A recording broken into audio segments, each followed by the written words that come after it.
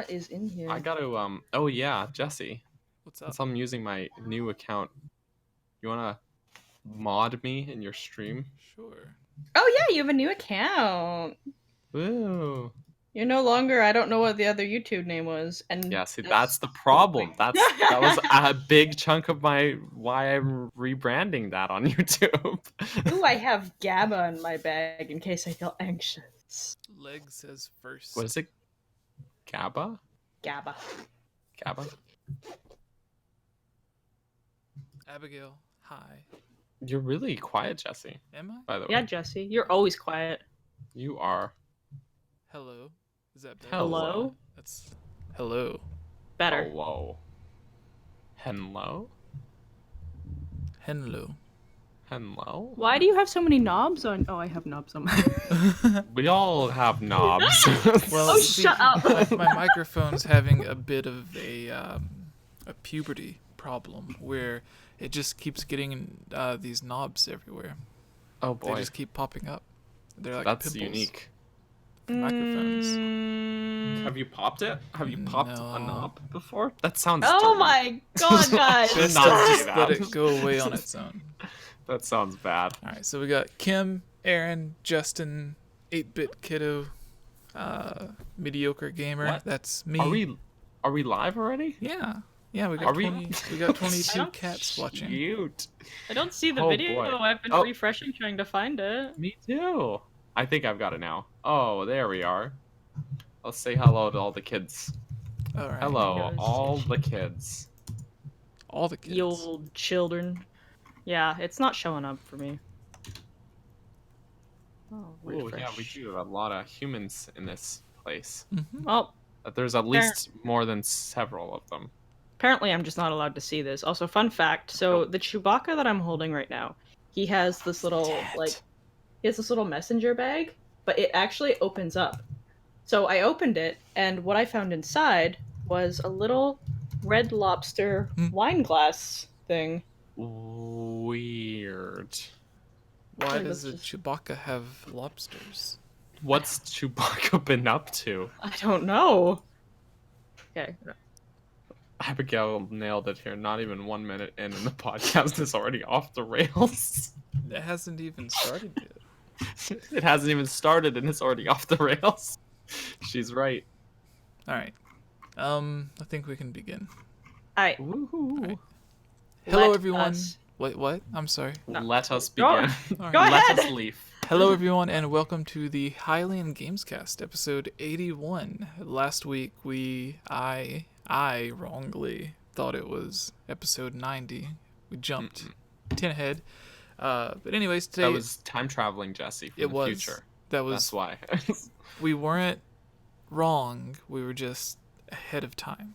Yeah. So on today's episode, we're going to be talking about Link's Awakening DX, rumored for the Nintendo Switch, releasing alongside Link's Awakening, or at least as a bonus of some sorts with the remake. We have some PlayStation 5 details, and then we're going to be discussing a quick Zelda theory on one of the temples from Ocarina of Time, similar to what we did last week, since you guys seem to enjoy it. And then we're going to end answering all of the Zelda questions sent in from you guys. So if you want to have your Zelda or Nintendo question answered, please wait until the end of the podcast where you can ask and we will answer. Sometimes we get too many questions that we can't answer them all on the same podcast. So you need to head over to patreon.com/GameOverJesse, where you can help support the channel, just as Wild Horse 64, Samuel, Ranjamin, Foxo, Andrew,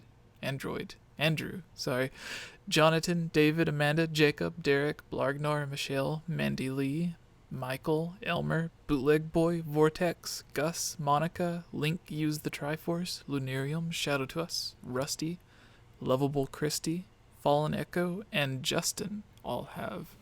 When you support on Patreon, it guarantees your question to be answered, as well as a bunch of other stuff. So please head over there and check it out. Yeah, so starting us off, Daniel, would you like to do the PlayStation 5 stuff first? Oh yeah, Since it's the sure. only actual document. So it's the only real like news, I guess, like firm news. Ah! Yeah.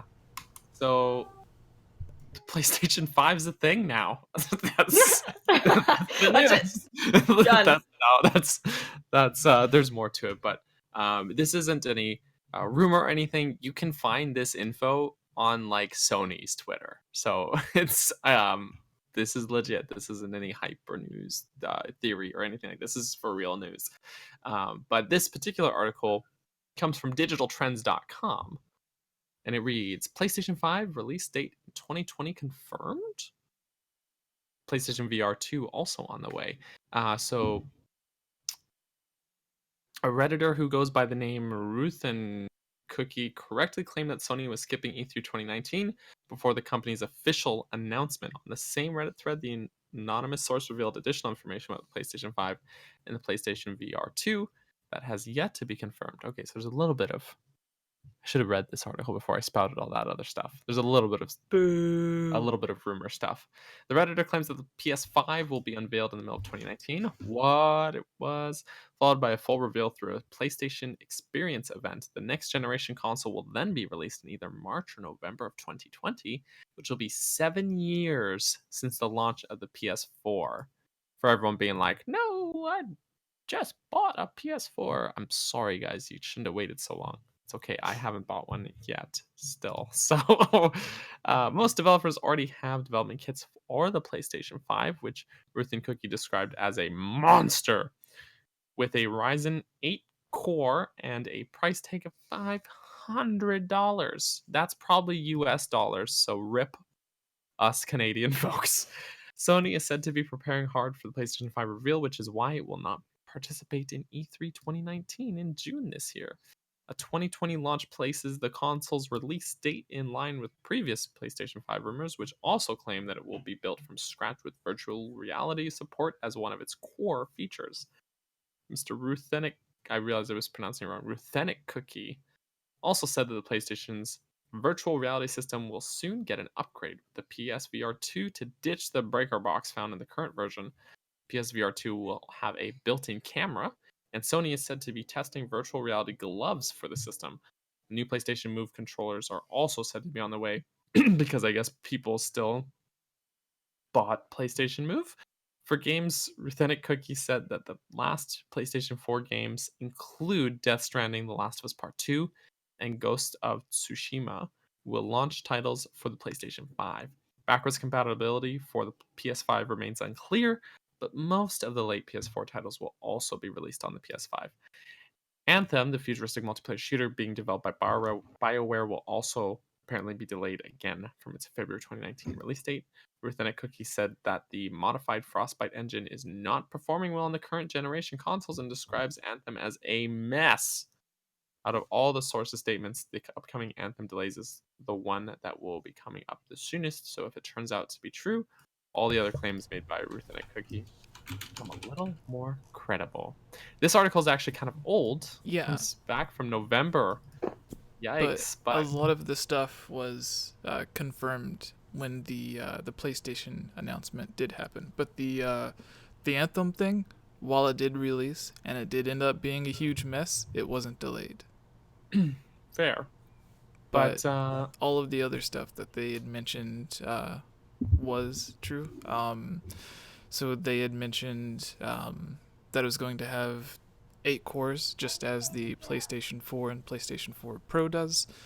They were going to be based off of the Ryzen 3rd generation CPU. For those who are into computers and stuff, the GPU is based off of the Radeon Navi, which has the ray tracing and stuff, just as the new NVIDIA RTX cards, which basically means you can take a normal GPU and with the ray tracing, because the GPU itself isn't necessarily rendering all of the lighting effects, all of that power can be used to just render out everything else that like aside from the lighting, and then the ray tracing cores can just work on the lighting, and it gives like realistic shadows and lighting details and everything to everything, without it, and lack of a better words, even trying, if that makes sense. Like it just works in the words of the people. You can turn it on, and then basically on a game that you're getting like 40 frames on, it'll boost it up to like 50 or 60. So in like Breath of the Wild's case, just as an example, if the Switch had it, then the like 900p frames that like drops down some, or not frames, but the 900p resolution that drops down some, and then the 30 frames that drops down some, especially in like Korok Forest, it would just be running at like a smooth 1080p 30 frames almost all the time. So you can put it on, nice. Yeah, like you can put it on existing GPUs or existing consoles if it was built in, and it would just play all the games better on the current hardware. So the fact that it's going to be on even more powerful hardware means that it's just going to be even better, which PlayStation also said that it would be able to play games at up to 8K resolution and 60 frames per second, which is crazy. I'm wondering if the human eyeball can even perceive that. Yeah, I was gonna say 8K. Yeah, but the crazy thing is, sorry, what? In the chat here, Mr. Halo Justin threw us a super chat of 99 cents. He's got 99 problems, but this podcast he didn't say anything with it. Ayo. So he said I got bored, lol. So thank you for your boredom, Justin. It's much appreciated. But yeah, so a long time ago, like I want to say a few months back, Sony had a demo of Gran Turismo, whatever the newest Gran Turismo game is, running on an 8K screen, and everyone was like, oh, what is this? Because it must be running on like a super high-end computer, and PlayStation or Sony was just like, oh, well, this isn't the PlayStation 4, it's just a PlayStation 4 game running in what we would like to see out of the next generation of things. So everyone just ignored it as like a high-end PC thing used to just demo off an 8K monitor.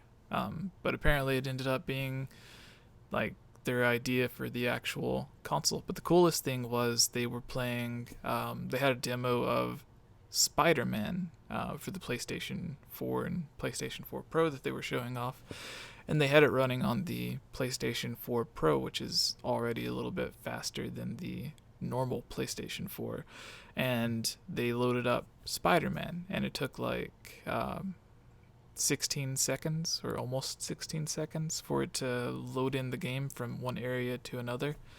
And they had mentioned like they had the PlayStation 5 demo set up with the same Spider-Man game, and whenever they like loaded on the PlayStation 5 demo, the same loading time of 16 seconds ended up being 0.8 seconds. So it loaded everything more than 16 times faster, which is really cool. But you also have to think about, you're not going to be loading, well, you are going to be loading PlayStation 4 games on the console, but all of the PlayStation 5 games that you're going to be loading that are built for the console are going to be, like, you're going to be loading in a lot more data than the normal PlayStation 4 games, so that time may not necessarily cut down that much for games that are being developed specifically for the PlayStation 5. But yeah, that was basically all of the cool things that they had mentioned. And then there was another leak that came out right before the actual announcement from Sony about the PlayStation 5, that the controllers would have some sort of camera built in for VR, like enhanced VR experience and stuff, which I thought was kind of odd, because I had seen that and I was like, well, this is weird. And then like 30 minutes later, the actual announcement for PlayStation 5 came out, and I'm like, okay, well, that's interesting, but a controller with a camera in it's still weird. And then it made me think about the Wii U gamepad, and I was like, okay, well, maybe not. Just another way for the government to watch. Yeah, that's what it is. Um, Sure. with that though, I know that you were saying that article is quite dated. Just through my scroll through Twitter, a lot of people like Stealth and I think Dreamcast guy, maybe I might be wrong, but Mhm. they were kind of saying that PS4, like the crossplay, is probably like most definitely going to happen because I think PlayStation realized that was a mistake that they made last time with not doing crossplay. So Right. be Where interested to did see if Jesse they. go? He's gone. Oh, he's I'm here. back. He's back. But yeah, no, that would be nice if they actually got in on crossplay finally. Hmm. Which makes sense. Hopefully they would do that with PS5. But speaking of scrolling through Twitter as well, a little blib from the Wired or Wired.com, which actually this is an article that was tweeted by the official PlayStation Twitter. Just a quick blurb. I think Wired was the Uh, company that they had the interview with, the exclusive. So I think so. Yeah. Hmm. But just a quick. Not. I'm not gonna read the whole article like the last one here, but a quick blurb from it. It says, a true generational shift tends to include a few foundational adjustments. Console CPU and GPU become more powerful, able to deliver previously unattainable graphical fidelity and visual effects. System memory increases in size and speed, and game files grow to match. Kind of like what you said about going to be loading in more data. So necessitating larger downloads or higher capacity physical media like discs. PlayStation's next generation console ticks all the boxes, starting with an AMD chip at the heart of the device.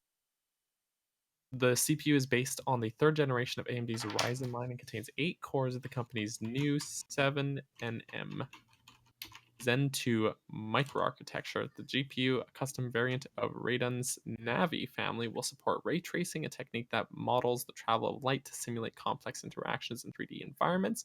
While ray tracing is a staple of Hollywood visual effects and is beginning to worm its way into high-end processors like NVIDIA's recently announced RTX line, no game console has previously been able to manage it yet.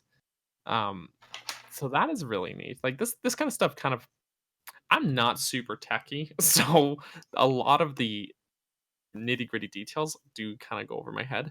But ray tracing sounds really cool, and this does sound like something that I don't know may pique my interest, just depending on the price point. Obviously, I'm still gonna be a tried and true Nintendo fanboy, but it does Justin pique my sends interest. in a chat, super Oh, chat. just Says, oh wow. I don't know what so say, but I don't want to waste the super chat, and I apologize for the sidetrack for the super chat. Can you talk about the end Twilight Princess 2 thing, and maybe at the end and its potential? Yeah, we can do that after the news before we get into the mailbag. Yes. Yeah! Thank you, Woohoo. Justin. Thank you again. Another 2 super chats for the price of 2 super chats. But thank you for sending both of those in. Is much appreciated. Ja. Yeah. But yeah, that's the PS5 news. I don't know if there's anything else you guys want to add before we move on. Then, So um, the one thing that I want to mention is that when this comes out, the all of the people that are wishing, and like, I'm sure most of us here would think it would be cool to have a more powerful Nintendo Switch, but we're not like begging for it, tweeting at Nintendo every day. right. At least I don't think Daniel is. I don't I know what have he been tweeting at does. Nintendo All right. constantly. No, I'm just kidding. But all those people are immediately, as soon as they get their 4K Nintendo Switch, if that even does happen, when the next gen consoles come out, they're going to be begging again for an 8K version of the Switch. Yep. Even though none of Yeah. them own 8K monitors. Here's the thing. I don't think I have any 4K monitors. Like, Me I either. don't think most people do. And not that there's anything wrong with it if you do, but I think honestly 8K seems super excessive to me. Like I do think that there's some cool stuff that makes, like less load times and stuff like that appeal to me. But 8K, Yeah. like damn, dude, I The thing is, Let me just replace my TV. Yeah, like I've already replaced my TV a couple times in the past few years. I don't want to do it again. yeah. I've had my TV since I was like 15. I ain't changing it. Rip. So the main problem with 8K is most That's too many Ks. well, okay, so like there are certain films that are recorded in 8K, like Right. IMAX, for instance. That's like Right. literally the best cameras you can buy are like rendered out into 8K, and sometimes if it's like a giant IMAX screen, it's 16K. But there's like few movies that are actually recorded at that resolution, and most of the time when you buy a 4K Blu-ray, it's actually like rendered out in 2.5K. Like it's not even full 4K. You're just getting like 2.5 times what a normal Blu-ray resolution would be. There are some Blu-rays that are actually full 4K, but they're like not a lot, because to be rendered in 4K, they need to be shot throughout the entire movie with a camera that is at least 4K. And for example, I think it was the Age of Ultron. I'm not sure, but just an example, like Avengers 2, one of the biggest movies of the year that it came out, was recorded mostly with a video camera that was capable of 3K, so not even 4K. So it's like, if some of the most expensive movies aren't even being recorded in full 4K, then what's the point of 8K? Like the only content that you're realistically going to get is content that you can produce on your own, and that would just be like rendering video games at up to 8K. And I don't even think it's going to be like I think it's going to be marketed for like, oh yeah, it can do 8K and 60 frames per second, but realistically, if you do get something like that, it's going to be an indie game that doesn't take very much like actual graphical power to do, to whereas like you can play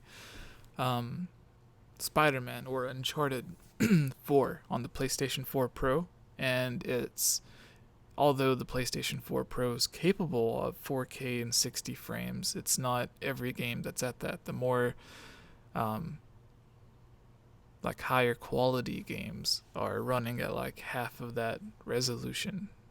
So I think it'll be something similar to where everyone might expect every game to be like 8K and 60 frames per second, but I think realistically all you're going to get is like 4K and 60 frames on most things, which is what the PS4 Pro is supposed to be marketed at.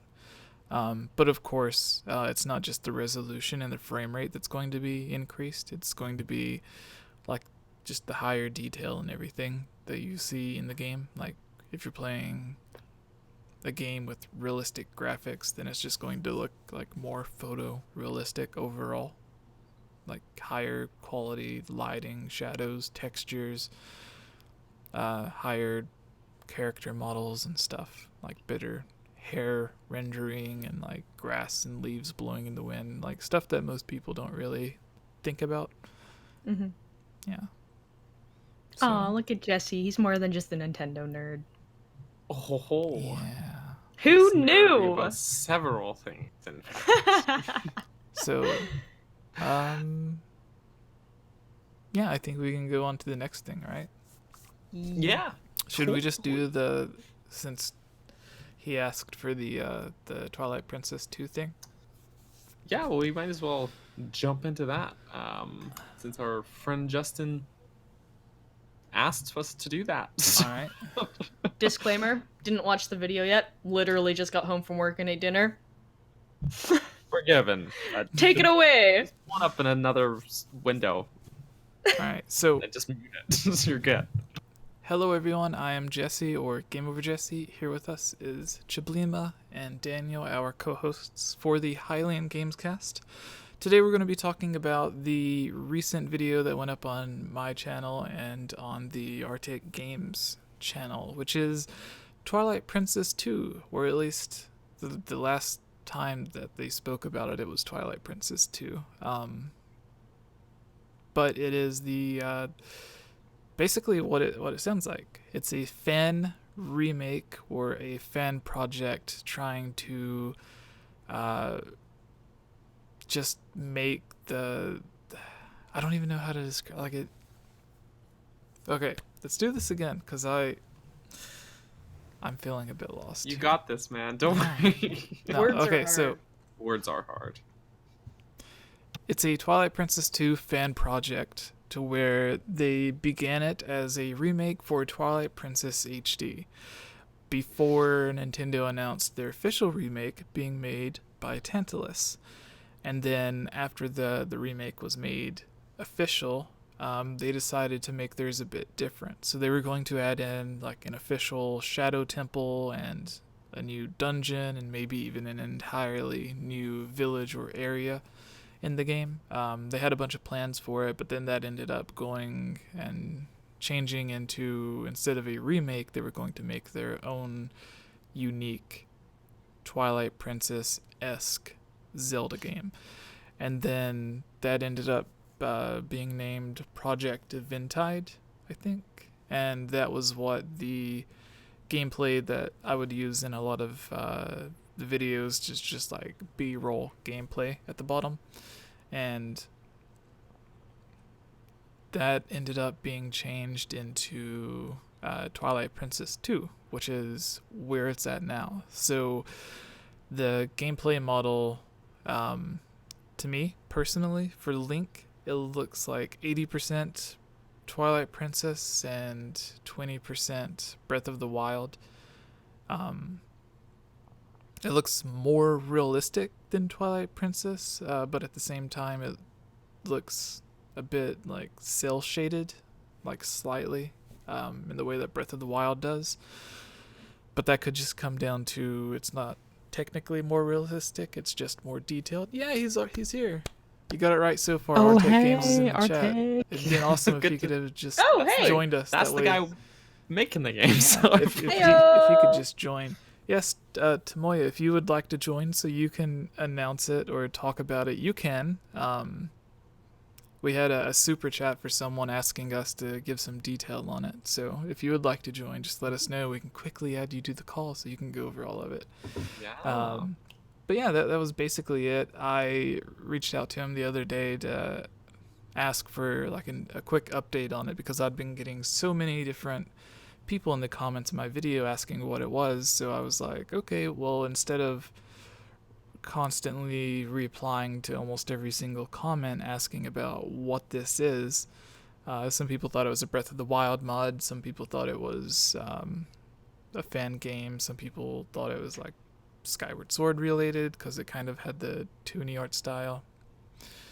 So I thought making a video talking about it, and then everyone watching that video would be more helpful than me just replying to everyone. So they, or Tomoya ended up sending me the gameplay earlier today, and I uploaded it, and it was showing off a almost Temple of Time and Breath of the Wild-esque place that was kind of destroyed and run down, that he was running around in. There's an enemy in the corner that he showed off like the running animations, which Daniel thought he liked.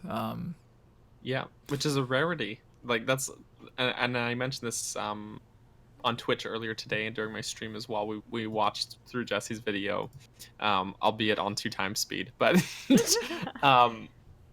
that's the thing, is a lot of these fan projects and stuff, and even a lot of indie games. For people who have watched the podcast in the past, probably know the first thing I nitpick is the walking animations or the running animations. He actually said he Always. would join. So Oh, great! Heyo. Hey, that's awesome. But yeah, this is one of the first like fan projects or like indie game like this that I've actually the walking animation does not bother me. I'm like it works. He's got actually weight to him in his little strut, and it looks like it feels good to run, which is the most important thing. Your movement in a game should feel good to do. So that's an achievement in my eyes. Yes, I'll stop. Hold on a second. Hello, Moya. Hey, welcome. Hold on a second. This Ah, is there we go. impromptu little.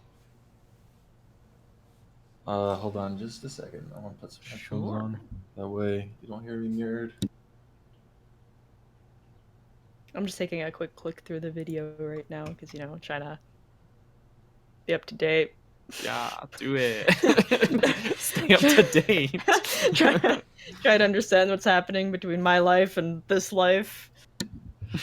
Yo, what's Gotcha. going on? Right. Good job, Chewy. Yeah, all right, awesome. Huge So, fan. can you hear us okay? Yeah. Hold Yeah. on a second. And everyone can hear him? Yeah.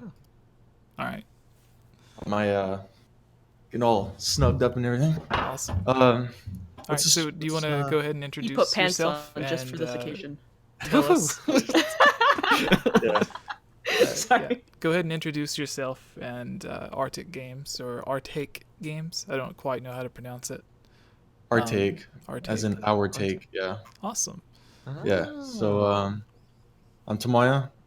I'm a game developer. I like making games, and I thought I'd practice.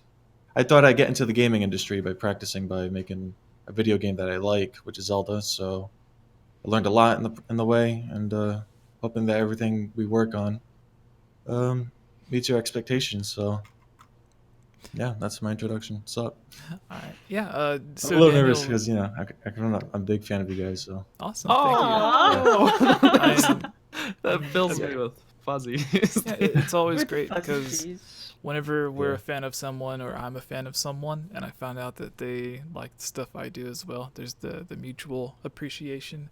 Like Oh my god, yeah. Daniel was just saying a big thing for him in games is the running animations Yeah.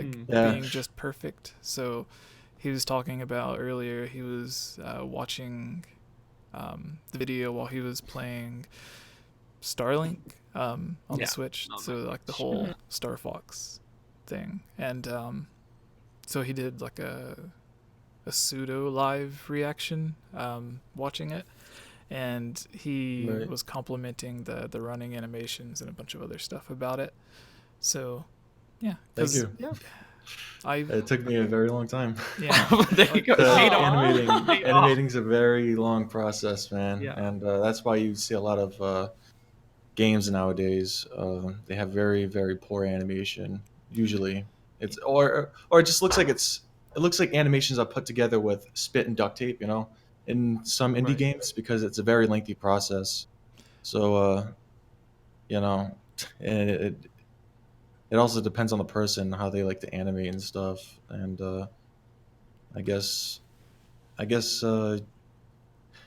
honestly, after what I've learned, I can't give you an excuse why animations in indie games are poor.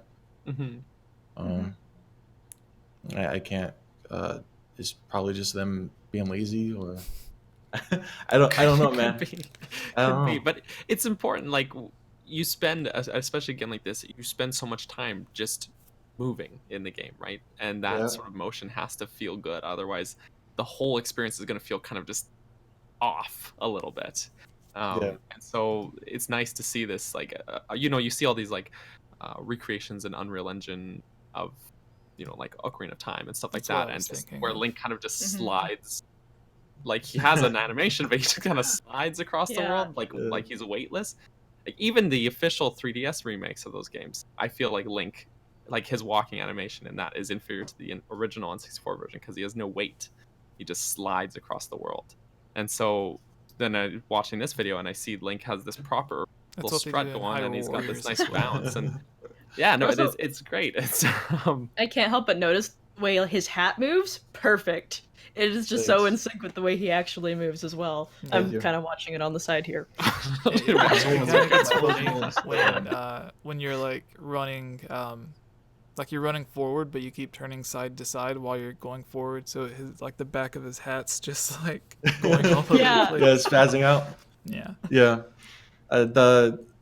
I just wanted to give Link more character because I've like most Zelda games, Link is very much of a mute. He has very little expression. That's why I love Wind Waker a lot, because Wind Waker Link has Toon Link has a lot of expressions, and I kind of want to like see how you can translate Toon Link's expressions onto a character like Twilight Princess Link. You know, like how can you make 3D like just a modern, realistic looking Link expressive, and that's the goal. So everything like the animation, the running animations, everything.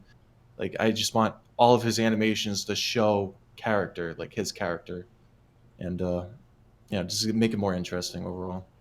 That's my goal. All right.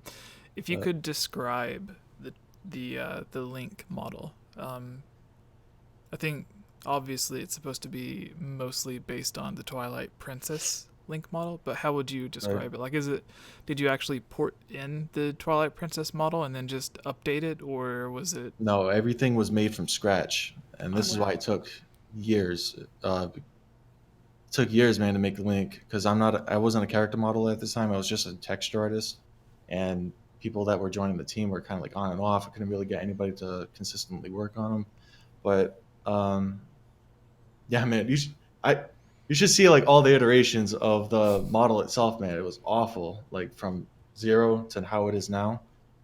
Uh,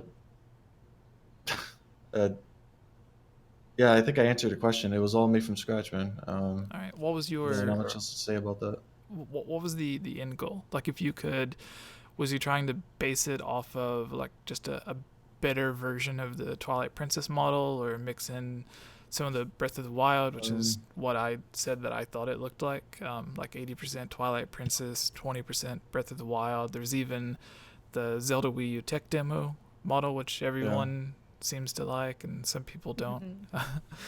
But yeah, I would say that the tunic. When I was modeling the tunic, I was thinking of the tech demo, like the way it looks. But for the character himself, I was trying to think of what if Pixar, Overwatch, and anime had a baby. You know, how would that look? How would anime look when it had that Pixar look? So if you had all the flat look, like actually a good example of this would be Kingdom Hearts, the new one. So I was thinking of something like that. That's I still feel like it's not perfect, but you know that with my skill set, that's the best I can get it, and I'm kind of satisfied with it, man. So that's okay. Even Nintendo's isn't perfect. Like you see, even Breath of the Wild, where Link's, if you have the hood on and the cape clips through the shield sometimes, and I'm like, come on, Nintendo. Don't even. You got to give them credit though. That's a lot of work to get physics to not clip. I mean, you have to. There's like, oh man, I can't tell you enough. Like I'm even working on it right now, getting this tunic to have physics. But man, you have to like play with collision capsules. You have to make sure like depending on how thin the geometry is, you got to make sure it's almost near impossible to get physics real time in a video game to look good without it clipping and stuff. Because it's just I don't know. It's just all the capsules and everything, man. I don't know how to put it in layman's terms, but it's just what I'm thinking of. I give Nintendo credit, man, to make everything look good the way it does in their game. So, you know, I'll say like I don't think Link's hat. At least from what I watched through it, I never noticed it like intrusively going in and out of his shield or anything like that. Like it all looks very, very smooth and polished. So it's it does. You put a lot of work into it. It clearly shows the care that was put into this. I think that was what I was saying during my Twitch stream as well. It's just like you can see a lot of handcrafted sort of care was put into this sort of. Even though I only got to see a blurb of it from Jesse's video, but still, that was enough to impress me. So thank you so much, man. I really appreciate it. I'm the picky one. So I really do appreciate it. We've seen a bit of the overworld in this game. Like you showed off, what was it? The part in the Hyrule field to where there's just the small bridge overpass that's going through, and like it's very familiar to Twilight Princess, but the art style looks way more realistic in that area, and then the water itself looks a lot better. So is it like are you remaining faithful to the overworld from Twilight Princess? Like, what was it? A Link Between Worlds was meant to be a sequel to A Link to the Past, so it Right. uses the same overworld. Is this going to be the same thing, or are you adding in new places or making Hyrule Field bigger? Like, what's the goal with the world? Originally, this is why you see the world the way it is now. Originally, it's supposed to be a Twilight Princess remake, like a one-to-one remake. Everything just made from scratch, in Unreal Engine. It was going to be that at first, but then we were thinking about Nintendo and how anal they are with. Excuse my language. I'm not sure No, it's what fine. your. Yeah, okay. You know how Nintendo is with their copyright. So, uh, the new direction now is to make a Twilight Princess 2 where Link basically, after the whole Midna thing, like after she left and Link went back to being a farm boy, he kind of like has this PTSD thing going on. That's what this is going to be about. And then he's still a warrior though. He still like serves people, like he does jobs. Like if people need help with something, he'll go out and help. And I think it was my knowledge is really bad about Twilight Princess, but who's the big breast girl, at the bar? Who was that girl? Telma? Telma. It was Yeah. Thelma? Okay. Yeah. So she goes on a trip with him to a different world to deliver some cargo. And this is where Link goes on with Telma to go to this new world. And then there's like certain drama that happens over there that, man, how do I explain this without. Because there's going to be two stories, just one for if Nintendo takes it down and one that's going to be like 100% original. But if Nintendo doesn't say anything as we get that far, then it'll be basically Link, like throughout the whole trip, and as he's there, Midna is trying to give him a message, tell him something, and he has to and apparently he has to go out and go back to the Twilight world somehow, but he doesn't know how to. But there's that guy, that guy that was obsessed with the Twilight. He was that researcher. Yeah. I'm not sure. Do you guys know? You guys are better with it because you're into the lore and all Yeah, that I stuff. Do you can't know think of his or- name, but I know who you're talking about. Yeah, he's like Yeah. that researcher. Yeah. He's the one Well, that he's the like one. you can find him in different areas and stuff, and like Mhm. underneath the house with the statue and Yeah, so he was gonna be the one that. Shad, I think, is Shad. the name. Yeah. Yes, it took me way too long to Shad. get there, but Yeah. my brain made it in the end. So But to short it all out, man, it's basically it's gonna have its own world. What you see, everything right now, what you see, it's not even gonna be touched much. We're gonna focus on a new world. Everything there is just gonna be like a background for like the cutscene where he's going to the new world. That's about it. Awesome. Yeah, so expect something different. Cool. All right. So, do you have like I know these things where it's basically just you and a small team working on stuff, and then people come and go on the team all the time as well. But do you have any estimated release date or an idea of when you would like to Yeah. have something?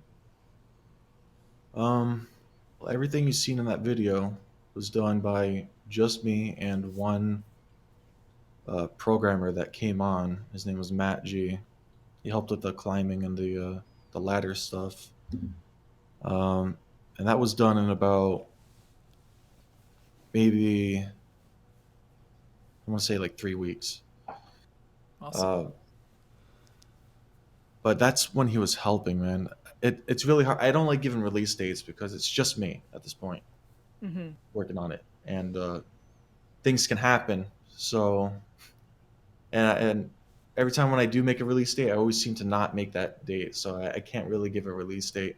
But what I can promise is that I do want to release playable demos within milestones. So like in one milestone, people will test out and find all the bugs for like climbing, for example. And I released that build just for people to test out climbing. And I want them to find all the bugs and play it all out till it's perfect. Then we go into the next mechanic. Make sure have people play all those and then just try to find all the bugs, etc. Just repeat for every mechanic in the game. And that's the only thing I can promise that seems reasonable. So maybe like a month or two, you can expect like the first playable demo to test out maybe like climb everything in the video and then some. Awesome. So, I yeah. hope, because there's a lot of developers and like fan modders and people like that watch our videos. So I hope if anyone's watching that would like to help out at all, if you're good at texturing or doing anything at all, should we recommend them to go and find you to see if they could help out in any way? I'm not sure how helpful a modder would be.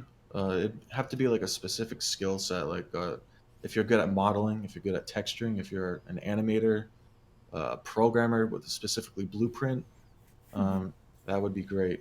That's it, because modders mod games. You know, they only Yeah. know as much as how they can mod something. You know, that's their knowledge. I need something that's like an actual trait. You know.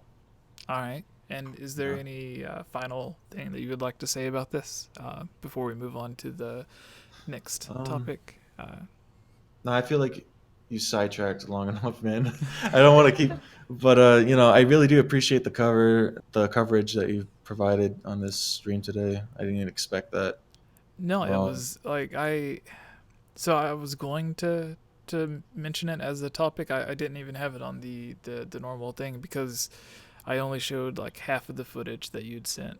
Like I didn't show the Fair on Woods thing. I was saving that for tomorrow's upload. And then oh wow. I was going to just mention more stuff. Like some people had some questions in the original comments of the video, so I was just going to answer those questions as best as I knew on tomorrow's video, and then Right. plan to have you on next week or some other time, so you could cover any other questions that people had.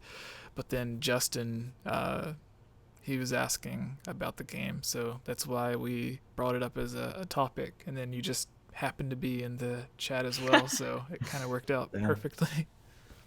All right. Well, I guess I said everything I had to say. Cool. Alright. I actually, Just Tomoya, I have a quick question because I was Yeah, go taking a ahead. look at your YouTube channel, and it looks like you had been working on like a Twilight Princess development channel or challenge before. Did that kind of convert and segue into what it is now over the last year? Because do you it's like the other videos that you have on your channel, the way that they're done are so different compared to this one. Yeah, because but that I was using Adobe Premiere Pro, and this one I was using Oh, okay. an open source one called Yeah. Shotcut, something like that. It was really crappy editor. But I was gonna say, like, this one that you've released, like, just today, or I guess yesterday, looks amazing. I love it. Oh, The so other you're ones are saying? the other ones are fine too, but I was just kind of Oh, clicking through and seeing what else is going on there, and it's just okay. like there's so much progress in what your ideas have been. It's very fascinating to click through snooping. Thank you. Thank you so much. Yeah. um, yo, Game of Jesse. If Yeah. you are Jesse, Yeah. right? So, if you want, man, even if it's not related to the project, I'd like to, you know, I'm not sure what your curriculum is or anything, but you know, if you want to stream and you need a fourth guy or anything, man, well, you know, I'm down to. It doesn't have to be anything. Theories, anything, man. I wouldn't mind. All Being a right. third Well, wheel, fourth wheel. actually, I guess since you're already here, if you want to stay on for the rest of the podcast, I don't think anyone would mind. No objections. Yeah. Yeah. All right, man. Let's see I what mean, you guys if you've got got. nowhere to be. Alright, so basically, for the rest of the podcast, if someone can link the topic or the Google Doc, Oh yeah. I got it. You got it. You got it. Ooh. we basically just have a rumor for Link's Awakening, Right. the DX version. I have DS for some reason. Womp womp. Yeah, so there's a rumor for Link's Awakening DX releasing alongside the remake for Link's Awakening for the Switch, which in itself sounds cool if you're a fan of the original Link's Awakening or if you want to try it out for the first time. But it also opens up the Nintendo Switch to Game Boy and Game Boy Advanced games to be played on the Nintendo Switch as well. So we're going to talk about that rumor, and then there's just a little thing saying OOT theories, which we've covered so many of our original theories and stuff on the channel, that sometimes people will just send us like a list of theories or something or whatever, and Usually one that makes me want to break my yeah, keyboard. yeah, like one of the first ones that we got was like 10 amazing confirmed Legend of Zelda theories or whatever, and then you look at the list and it's like they're all theories that are just easily debunked or don't make sense at all, and people send them to us basically for the sole purpose of us like debunking and like correcting. Okay. So in a similar fashion, last week Daniel and I covered a bunch of the stuff that this says about the Shadow Temple and just giving our thoughts on it. So I thought we could do something similar today, since everyone seemed to enjoy it last week, and just picking a different temple and covering some of what it says about that temple and giving our thoughts on it, and then just ending with the Zelda mailbag, which is where we just take questions from the people watching and answering them. So, Okay. yeah. Do you guys, if you can click on the OOT theories, get one picked out, or a temple picked out that you like the theory for, and then I guess we can each do our own theory. If we find one on there that we like, we can talk about. And then in the meantime, I'll do the Link's Awakening news. So you guys can be picking out a theory while I do that. All right. Hello, Where everyone. do you see that? Wait, what? Is that on the left of the document? What? No, Ocarina of it's Time? like underneath the blue where it says like Nintendo news, and then it has it highlighted OOT theories. Okay. Is number 3. Oh, okay. Yeah, okay. All right. I got it. Sweet. Thank you. All right. So, hello everyone, and welcome to the Hylian Gamescast. Today we have Tomoya, Chiblima, and Daniel. So today on the Hylian Gamescast, we're going to be discussing a new rumor that's been going around about Link's Awakening DX, or the original Link's Awakening. The rumor doesn't really say which one, just a version of the original Game Boy or Game Boy Color Link's Awakening, releasing alongside Link's Awakening for the Nintendo Switch, which in itself is great for people who are a fan of Link's Awakening or want to try it out for the first time, but it also opens the Nintendo Switch up to be getting Game Boy Color and Game Boy Advanced games, which is really great because as of right now, they're not really available unless you play like the Sega Ages thing or whatever it's called, or if a third party publishes their own game on the eShop that was available on the Game Boy or Game Boy Color. I think they have, like, didn't Nintendo release the original like Donkey Kong on the eShop as well? Have you guys been able to see it? I don't have a Nintendo Switch. Oh, okay. So. I haven't looked at the eShop in forever. Okay. Well, there's like special cases where there are games that were available on the Game Boy that are available on the Nintendo Switch, but for the most part, like there's no like getting onto Nintendo's online service where it's full of NES games right now. If this does release, then it opens it up to not just having the NES games for the Nintendo Switch online service, but Game Boy and Game Boy Advance games as well. So I just wanted to go around quickly and ask everyone's thoughts on the original Link's Awakening launching alongside this, and whether they think the rumor could be true or not. So starting with you, Daniel, and then we can go to Tomoya next, and then Choops. You know, what would almost be better is have it sort of be like a pack-in or tie-in with the remake. Because with, for example, Metroid Zero Mission back on the GBA, when you beat the game, I think it would unlock basically the original Metroid, which then you could play on that cart. So you could switch between playing Zero Mission or then the original Metroid, which is just kind of a neat Easter egg. I don't know why you'd want to play the original Metroid after playing Zero Mission, but the option was there. But I feel like that would almost work better rather than releasing it alongside this shiny remake, because I almost feel like why would you get it? Like, I don't see many people aside from really hardcore Nintendo fans wanting to buy the original release of Link's Awakening alongside the like spending additional cash to buy this game that there's also Yeah. a remake out for, you know? It just doesn't Yeah, I agree. seem very business savvy. But if you say you beat the game and then it's like, bye-bye, you unlocked the original version. If you want to play it, wink, wink, then that almost seems like a more fun sort of incentive.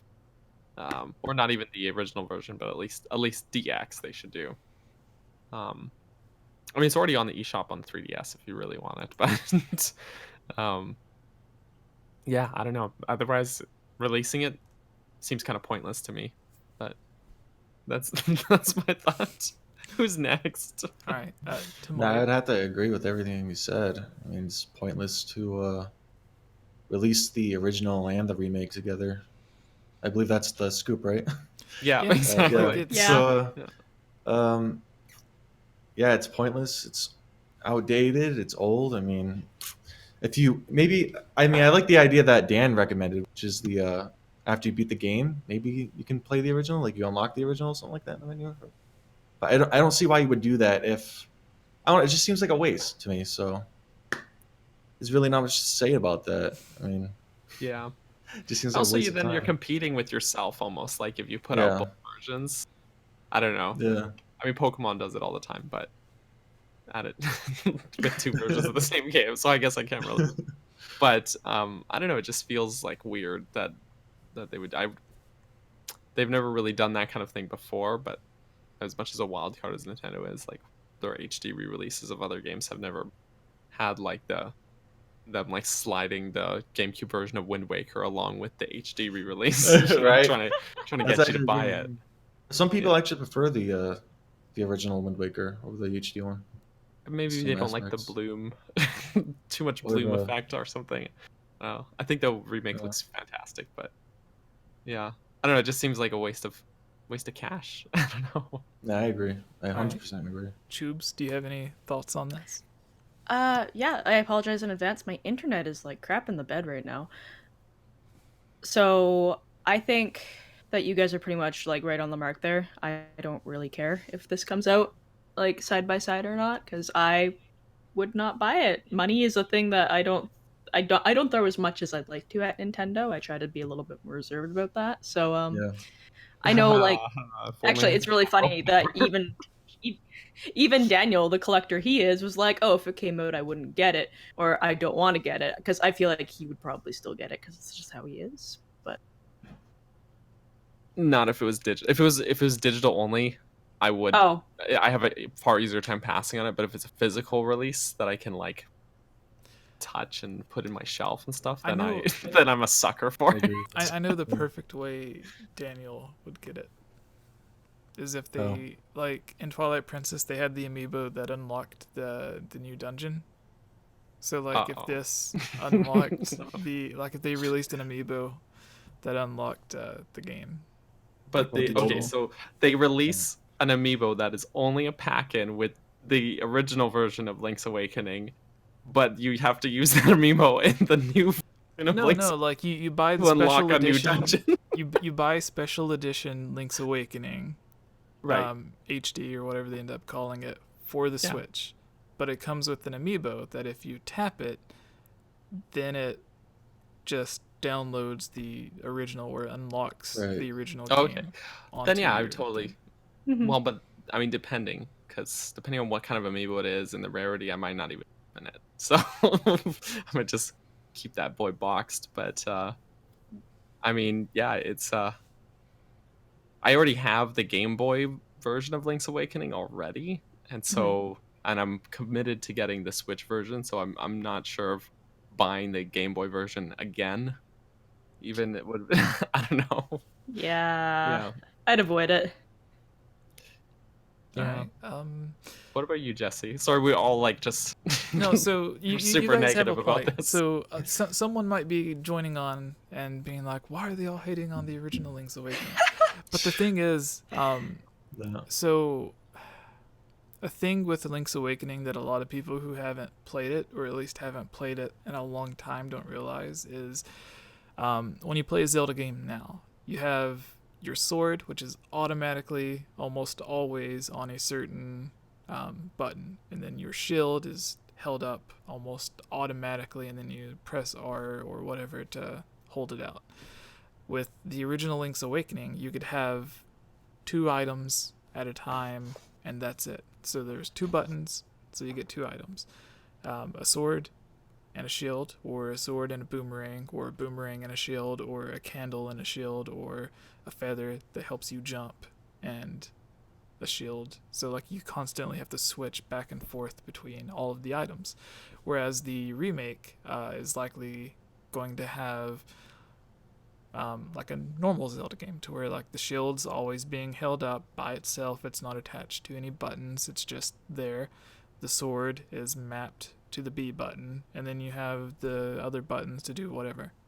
So yeah, it's just going to be a lot more accessible and easier on the remake. That going back to the original, I think it could make it so that someone's like, wow, this is horrible. Why would someone play this? Like, you have to pause the game every 10 minutes when you're in a dungeon, or not every 10 minutes, It would but be like a straight replacement of the yeah. So in that sense, like I mentioned earlier, I think for the people who are just huge fans of Link's Awakening, I think it's a good thing for them if the rumor does end up being true. But other than that, the only good thing I could see about it is just opening the Switch up to the library of other Game Boy and Game Boy Advanced games. So yeah. All right, There's Daniel. some real good GBA gems that like Minish Cap that maybe need a remake too. Oh So yeah, I would love Yeah. to see that. Freaking Freaking love Nintendo, Minish wink, Cap. wink, nudge, nudge. just yeah, exactly. It was Capcom that made that, wasn't it? That Yeah. yeah, that was Capcom. It was but I mean, Inafune. they've Mhm. had some nice. Capcom and Nintendo have been playing nice, so Yeah, they're homies. they're homies. That's why I'd like to see more, third party people making Zelda games rather than just like Nintendo just making Zelda. 'Cause I feel like there could be some big, huge potential right there. Yeah. You know. There was did you ever see there's a developer from, I don't know if he was on the team that worked on the Mario plus Rabbids, but he was someone who used to work for Ubisoft, may still work for Ubisoft, but he revealed a little piece of artwork of a planned Game Boy Advanced remake, or I guess demake, of Wind Waker. Do you remember seeing that? Oh Tomoya? yeah. I don't. It was like they wanted to remake Wind Waker, but for GBA, so in like a sprite-based 2D version of Wind Waker, almost Yeah. like a demake. And I just thought Okay. it was Yeah, just pointless. that's down me. And everyone was like, a lot of people, we covered this on a podcast ages ago, but people were like, "Oh, that looks so cool! I wish I could have done that." And I'm like, it's so pointless. Like, Yeah, it is. you have so much of this world that's built around 3D and so many 3D environments and puzzles that are made in 3D, and Yeah. then you have to like, I don't know, like change everything to change just because of the perspective shift and everything. I don't know. Just, Imagine how boring the sea would be too. oh my god! Like the music wouldn't feel as grand or anything. It just Oh. really. Yeah, you would just be boring. seeing a top-down view of a boat with Yeah. like surrounded You don't by see the blue. distance anymore. You're like seeing the islands from the distance. You're like, oh my god, I can't wait to get there. I'm getting closer and closer. But no, you're like kind of seeing everything already because it's from top Yeah. down. Oof. Yeah, It would just be very Yeah, hard wouldn't- pass. boring. Yeah, I'd pass unless it. there was just a fast travel, like choose on your map, and then it just cuts to a loading screen, and then back you're on the next island. Yeah. And damn, that's not a fun time. That's just Nope. nope. Yeah. That's So Daniel, take us on to the Ocarina of Time theories. oh boy. Okay, guys, this is a part of the podcast Jesse likes to torture me. Welcome, everybody. We're gonna talk about some Zelda theories. Yeah, I don't know if you guys actually got around to picking one on here, but we're gonna talk about some Ocarina of Time theories. These are not firm, confirmed things. Link is not dead. We're not talking about real facts, but just some speculation that's floating around this here webpage we found on the internet. So, yeah, then we guess, are we going for favorites or Yeah, it's like each of you guys picking one of the temple theories to keep all it right, kind of themed around temples. keep it fresh. Okay. There are so many. Well, Wow. I'll kick this off with one that I Where are kind the of temples even? I can't even. you just I don't know. You There's just so, have this to- is a really long page, but I'm You gonna just have kick to. this off with this one that I kind of I guess internally always just accepted as a fact in the games, even though there's no reason in the games to actually no like it's never said outright or anything like that. It's not even really heavily implied, um but it's just something, I guess, one of those headcanon things. But this little theory on Dodongo's cavern apparently says, I was just oddly looking at that. enough, Dodongo's cavern may be known as the Goron, may be known to the Gorons of Termina as one Goron in the mountain village describes the food Goron Link gives him as Dodongo's cavern's finest quality rock sirloin. Whether this refers to the Hyrule's Dodongo cavern or an unseen peril location in Termina is unknown. I kind of always just thought it was kind of a wink to Hyrule's Death Mountain Dodongo's cavern, but Huh. yeah, I guess technically, like if we're supposed to believe those books that Termina is somehow a completely different dimension, then that wouldn't really make sense, would it? But I don't know. What do you? That's a thing apparently. Okay. It's Yeah. uncertainty.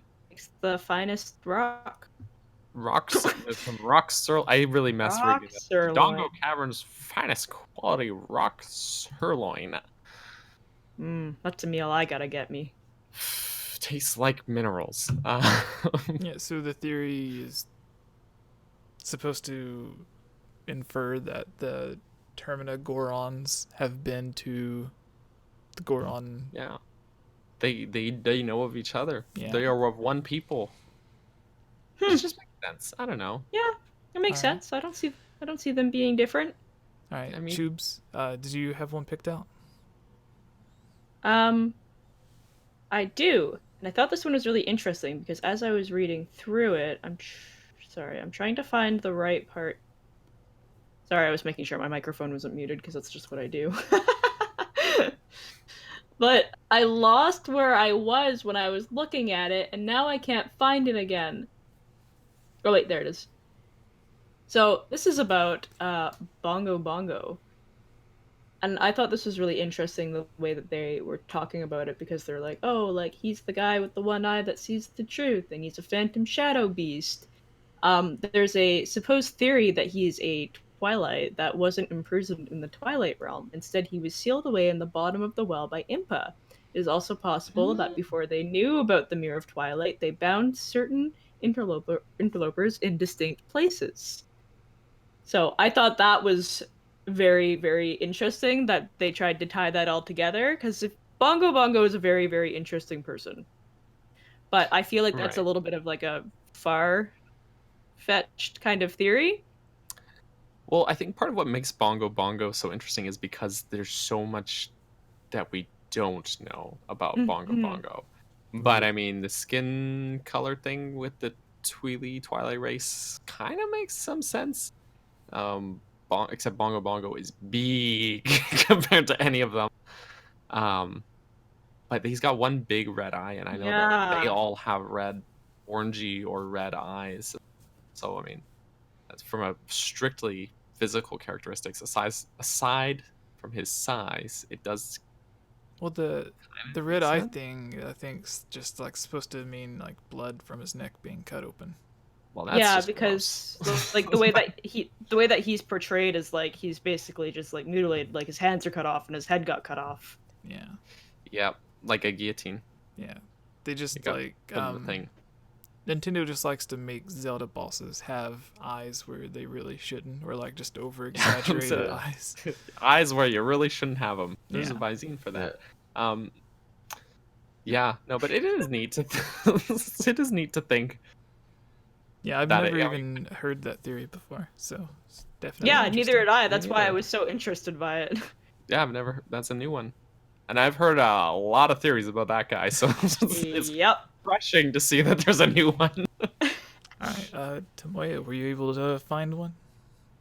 Kind of looking through the fire temple, and he kind of stole my fire on the Um, but the totems, it is possible that the totem pole like statues found all over the fire temples symbolizes the dungeon's patron deity. The statue is never mentioned, but it is seen quite often throughout the temple. Also, all the adult dungeons seem to have their own representations. So it is also Mm. possible that the fire temple is related to Dragon Roost Cavern from the Legend of Zelda, the Wind Waker, as there are paintings in the cavern which resemble Vagia, the boss from OOT, right? The dragon Mhm. thing. Yeah. Mhm. So it is also possible that the Fire Temple had once been the Fire Sanctuary from the Legend of Zelda Skyward Sword, as the two share the similar locations. So, Yeah. I I mean, mean, I've noticed that before. The statues in I didn't even the notice Wind that. Waker dungeon had the dragon that didn't look like the dragon from Wind Waker. Valu, I believe is his name.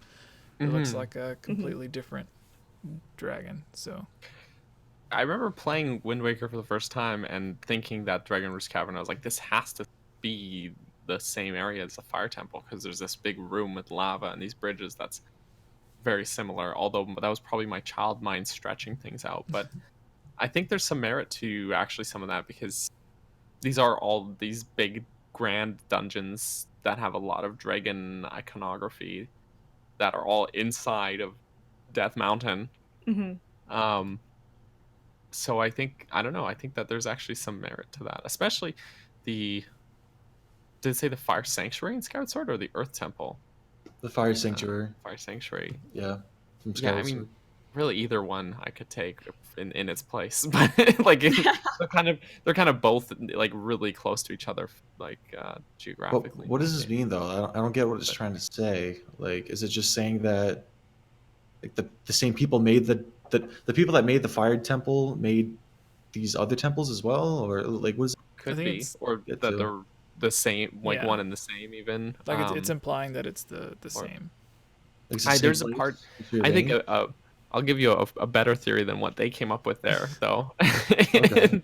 in Zelda 2, the game that made me angry, there, there is Zelda 2 could have been a good game, right? it, Could have been a it good could have game. been. It's there's a lot of things I like about Zelda 2, but I think the whole package is kind of uh You imperfect. We'll say, but you replayed through it well, not long ago through Twitch. yeah, and I definitely the nostalgia goggles came off when replaying it recently, and I was like, okay, no, there's some serious problems with this game, but um, the Spectacle Rock in that game is a place that we see a lot of times in Zelda games. In OOT, Spectacle Rock, the Fire Temple's structure is actually inside of Spectacle Rock. So if you look at the Fire Temple's map, it has two spires, and that Oh, actually extend within Spectacle Rock in Death Mountain Crater in OOT. So that's kind of neat that it physically makes sense that these spaces exist that way. In Zelda 2, you break open a entryway in Spectacle Rock and fall into a room where you do some dungeon cave stuff. And it's a fiery little cave with some dragon pillars and stuff. And in my head, I was like, that's the fire temple. Makes sense. So Yeah. yeah. it's totally a retcon, but there you go. That The one is better than whatever dungeon boss is the author of also this article wrote. So- Yeah, it's way more scripted, man. That actually helped me a lot because I was kind of confused where this was trying to go. Sorry. So, Oops. all right. So the yeah. one that I have picked out is from the Forest Temple. It says not a temple, but a mansion. The Forest Temple bears close resemblance to a vast, ruined mansion. Because of this, it may not actually be a temple of worship, but may have once been a home to a wealthy family that was corrupted by black magic. The Poe sisters could very well be the ghosts of said family. Since the mansion has become overgrown with plant life, it has probably been lying dormant for many years. If this theory is correct, this would explain the above point about the lack of an image of a possible deity.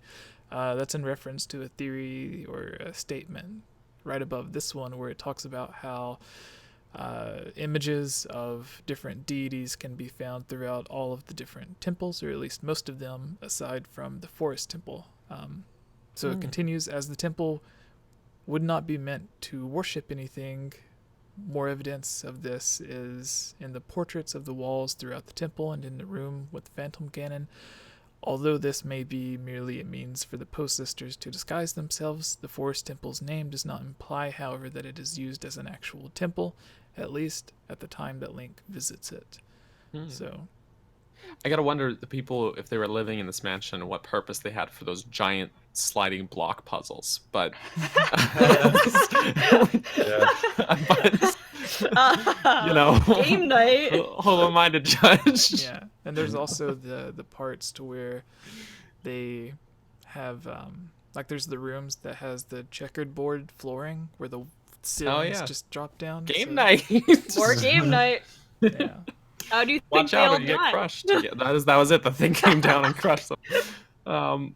But also, this family that lived here must have been loaded, because this temple is the only example in the game of a working elevator. Yeah. That's just there, just this elevator in the middle of the place. Or no, Yeah. I said Also, Twilight this that game, Princess, really but thing too on the bottom of it. the Fire Temple has the elevator that kind of just works one way, because like you hit it with the hammer and it just drops Are you? really long ways. Oh, that's not an elevator. No. That's That's Hold what on. I said. Elevator. I said it has an elevator, but Yeah. it was a joke I thought because you it were gonna only talk works one way. I thought you were gonna talk about the one in the fire temple where there's the room. It's got like the log and then the two grated fences, and then Oh yeah, you push the. block.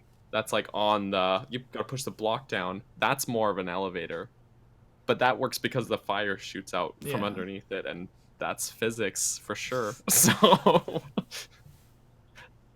another elevator, I guess. Yeah.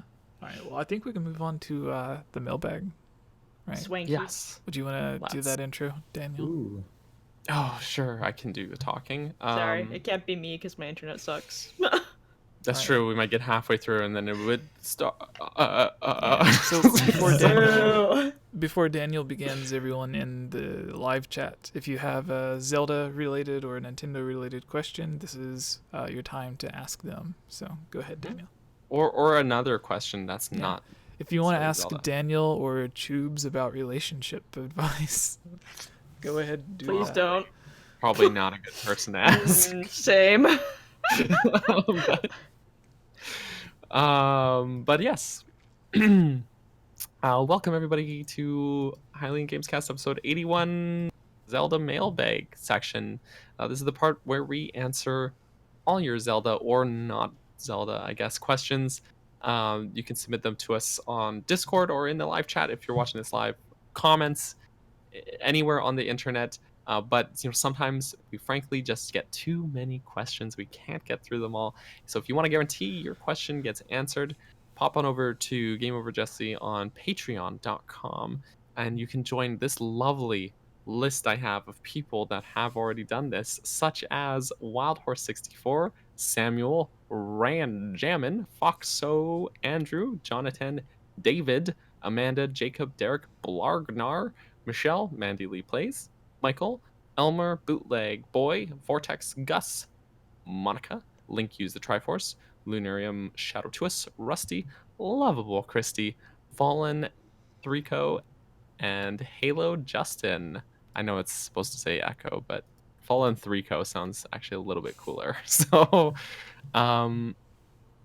Jesse, do you have a question to kick this mailbag off? Yeah. So I'm looking here. Sobble and Comet says, I'm confusion about Hylia. Is she a goddess again after being the first Zelda or what? So. Ooh, yes and no. Yeah. like she gave up her immortal form to be reincarnated as Zelda, the mortal being person. So the bloodline of Zelda has the blood of the goddess in that sense. But Skyward Sword, she also says that in a sense she also exists outside of time. So she kind of is always or never is. So it's a weird mind-boggling thing, but my hands are really moving. yes and no because of that. She kind of stops being, but because she's outside of time itself, she kind of always is still. Yeah, you are right to be confused. It's Because weird as hell. It is sort of contradicting and a paradox in itself, because the game Skyward Sword that introduces Hylia does state that she gives up her her goddess form to be reincarnated as Zelda, but then later on in the game, Fi, who is her messenger, keeps giving Link new messages from Hylia, not Zelda, who is during those events of the game sleeping.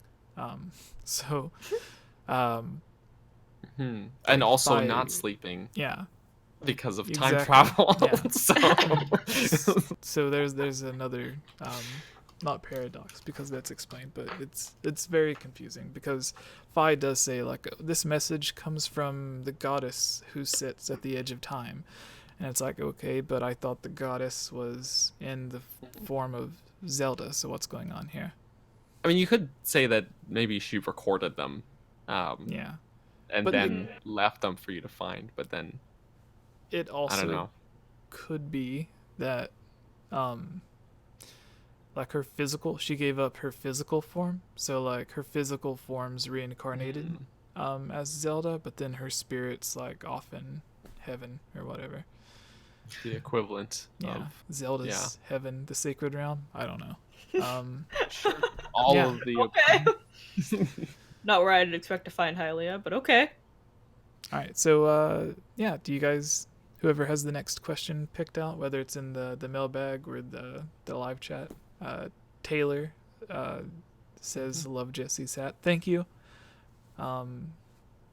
The woman who made this, her daughter was a fan of the YouTube channel, so I ordered this from Etsy like a year or so ago, and she replied to the message, and she was like, thank you for making me be the cool mom, because I got to make a hat for you and my daughter is a big fan. And I was like, oh my god, that's the nicest thing anyone's ever said to me. I don't even think my own daughter's a fan of my YouTube channel. Your daughter's a fan of me. Yeah, she is. Do you guys have one picked out? Okay, so I have the next question here. It comes from Abigail in the chat, which I thought this was really interesting, and I never really thought about it before. What? What? You turned into a robot there. Sorry, my internet. Robot isn't doing Chewie. anything. I don't know if I exist or not. You We could exist put you in a outside Kirby of game. time. No. Like, Put Kayla in a Kirby game with Robo Bobo. Or whatever it's What? called. I Robo- literally don't know anything that just happened. My It's the Kirby internet game. It's is like really Kirby, shitting the itself. Robo. I don't know. It was on 3DS. Am I Planet imagining Robobot? things? Am I from an Planet- alternate universe where this game Yes. came out?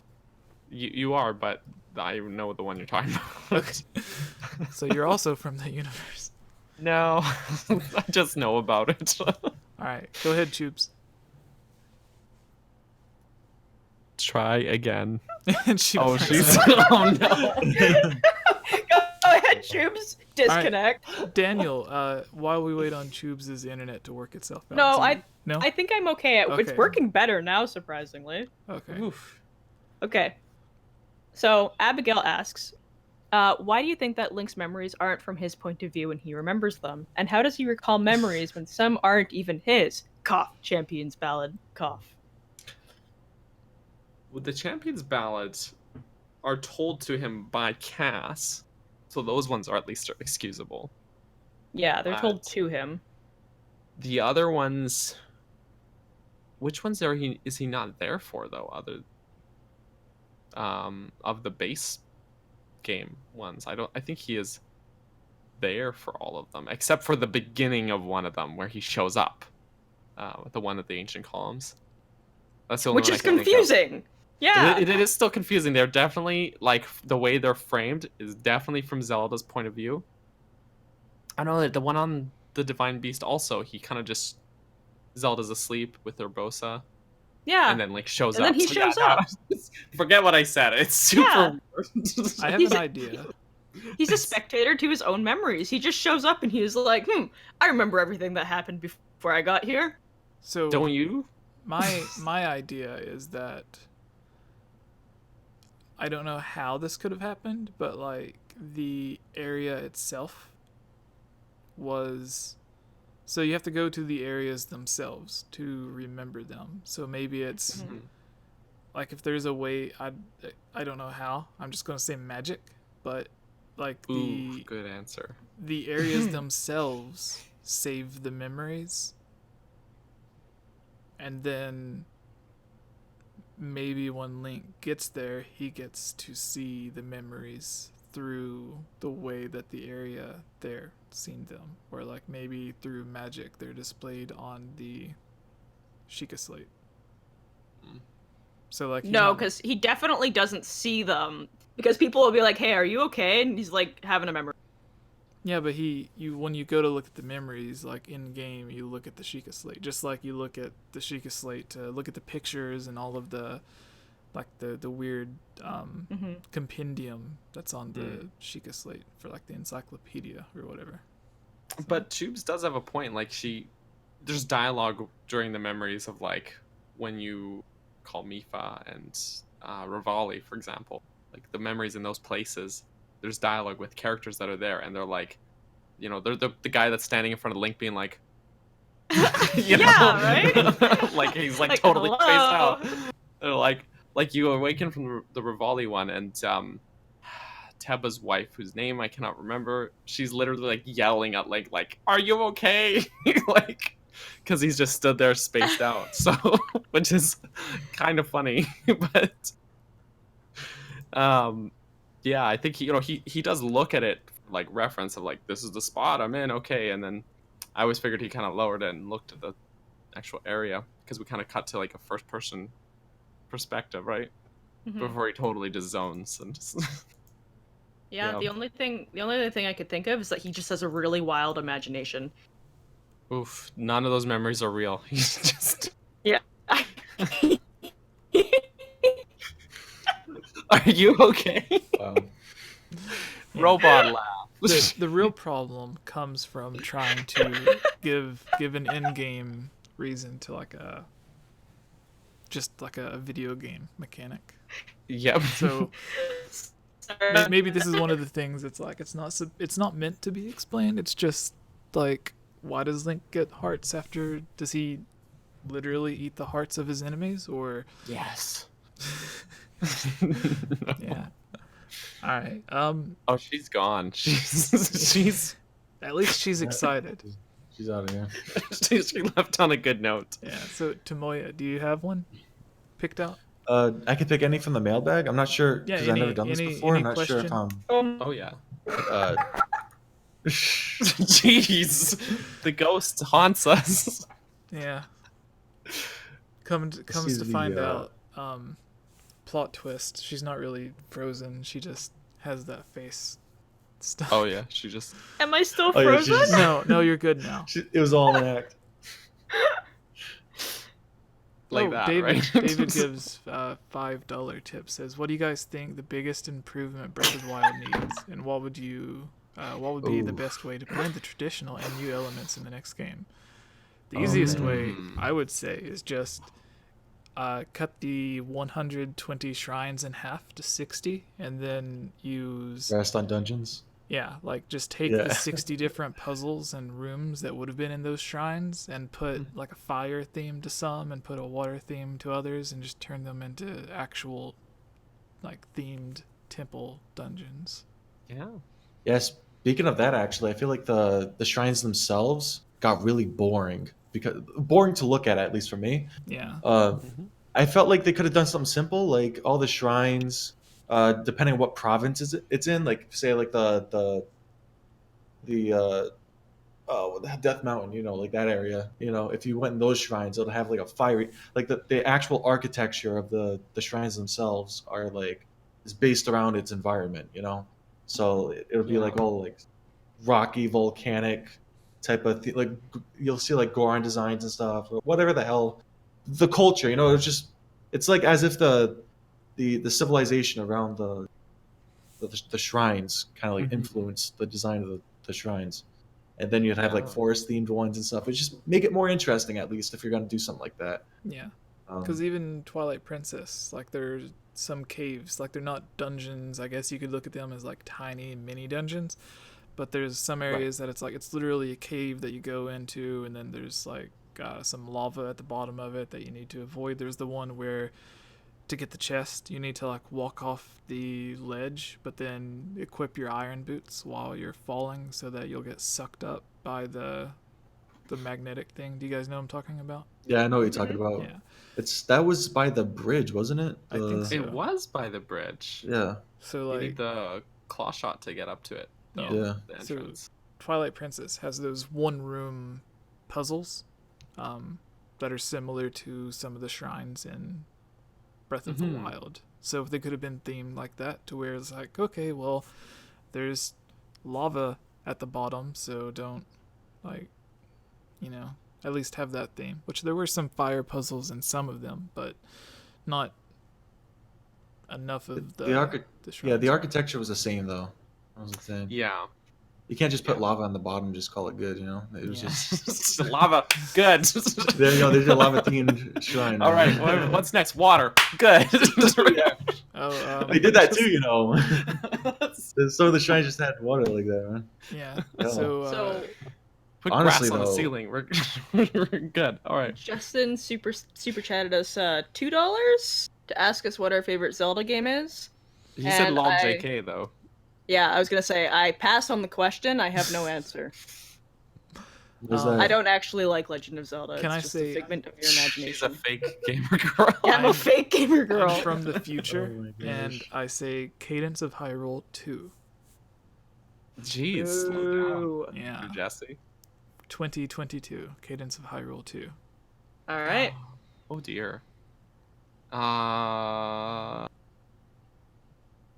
That's a very hard question. I guess strictly for nostalgia reasons, it's probably A Link to the Past.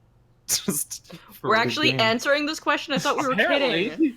But that's like very like just drop of the hat, like without me being too analytical about it. But like because I've been replaying a lot of these Zelda games on my Twitch channel, and I have to say like playing through them, like Ocarina of Time is a game I love and I grew up playing and I loved it. But then there's a few points where I was like, oh my god, like this guy needs to shut up and stuff like that. Yeah. And there was no point in A Link to the Past where I was like, this is that one part that I don't like. So that's probably the one for me. So okay, we'll tell you that what. Game. There you go, Justin. For the price of $2, Justin, you need to tell me what's my favorite Legend of Zelda game. It's Majora's Mask, Juice. No, it's not. All right. Yeah, I guess back to before we had the donations. So yes. Do you guys, Tamoya, you were going to pick out your question, right? Yeah. I wasn't sure if this is because I'm looking at the document, but it's from Clemens Treffel. Did I say that right? Today at 11:37. Am I looking at the right thing? Yeah, well, it doesn't necessarily mean it was like today. Just it was today when I copied and pasted it. But oh wow, that's embarrassing. But don't worry. Am I looking at the right thing? Yeah. You are looking at the right thing though. Okay. It says like okay, multiple questions from me. That? No? Yeah. Okay. Yes. What about a Four Swords? Okay, so make it a King Crab. Logan's question. What if they had an adult Wind Waker? So what if Toon Link was an adult? That'd be interesting, actually. Zelda MMORPG. Breath of the Wild is already kind of like that. Yeah. Minus the minus one M. And the O. Right. It's just an MRPG. A JRPG. It's just M. It's just massive. Oh, I was really confused. I was like, I don't understand. This game isn't multiplayer. No. I feel like that would have helped Breath of the Wild a lot for me. Did you think the M that I took out was the massive? No, okay. So before we answer that, Justin donated $2.79 in Canadian, the currency of Daniel. of a whole country, not just No, me. it's just the Yeah, currency of it Daniel. speaks to Daniel. It's Okay. currency. So, who's the best Justin, and why isn't it him? Can you guys Thanks, answer that? Justin.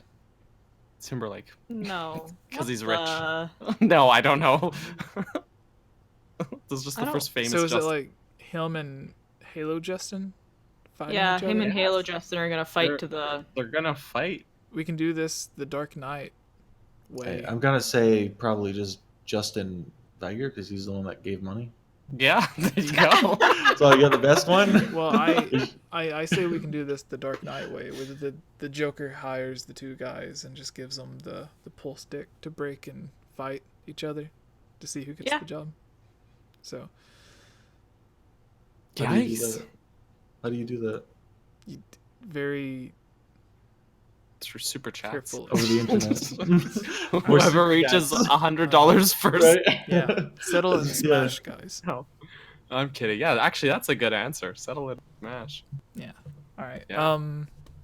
Yes. So This question, Zelda MMORPG. What was the Um, other prongs of this that was the four-sorted adult question? Toon Link, right? Adult Toon Link. Zelda MMORPG. whoever ends up with the Star/Triforce game. Also recapping the previous comment. What do you mean by the game option? I don't understand Jeez. this question. I This is a don't- lot. I don't to remember what unpack. the previous comments were. I should have copied and pasted those into here as well. I did a bad job on this So doc, was guys. the previous one the one before this, or like the real Jublima? Jublima? Oh, that's you, James. That's actually. That's actually What? just Am I doing Jesse. something wrong? Wait, what? Oh, That's me. That was Jesse changing his username Yeah, to you the real changed it to the Jublima. real Chublima. wow. Okay, well, I think we'll probably just leave out the confusing parts, but we can answer two of these four sorted questions.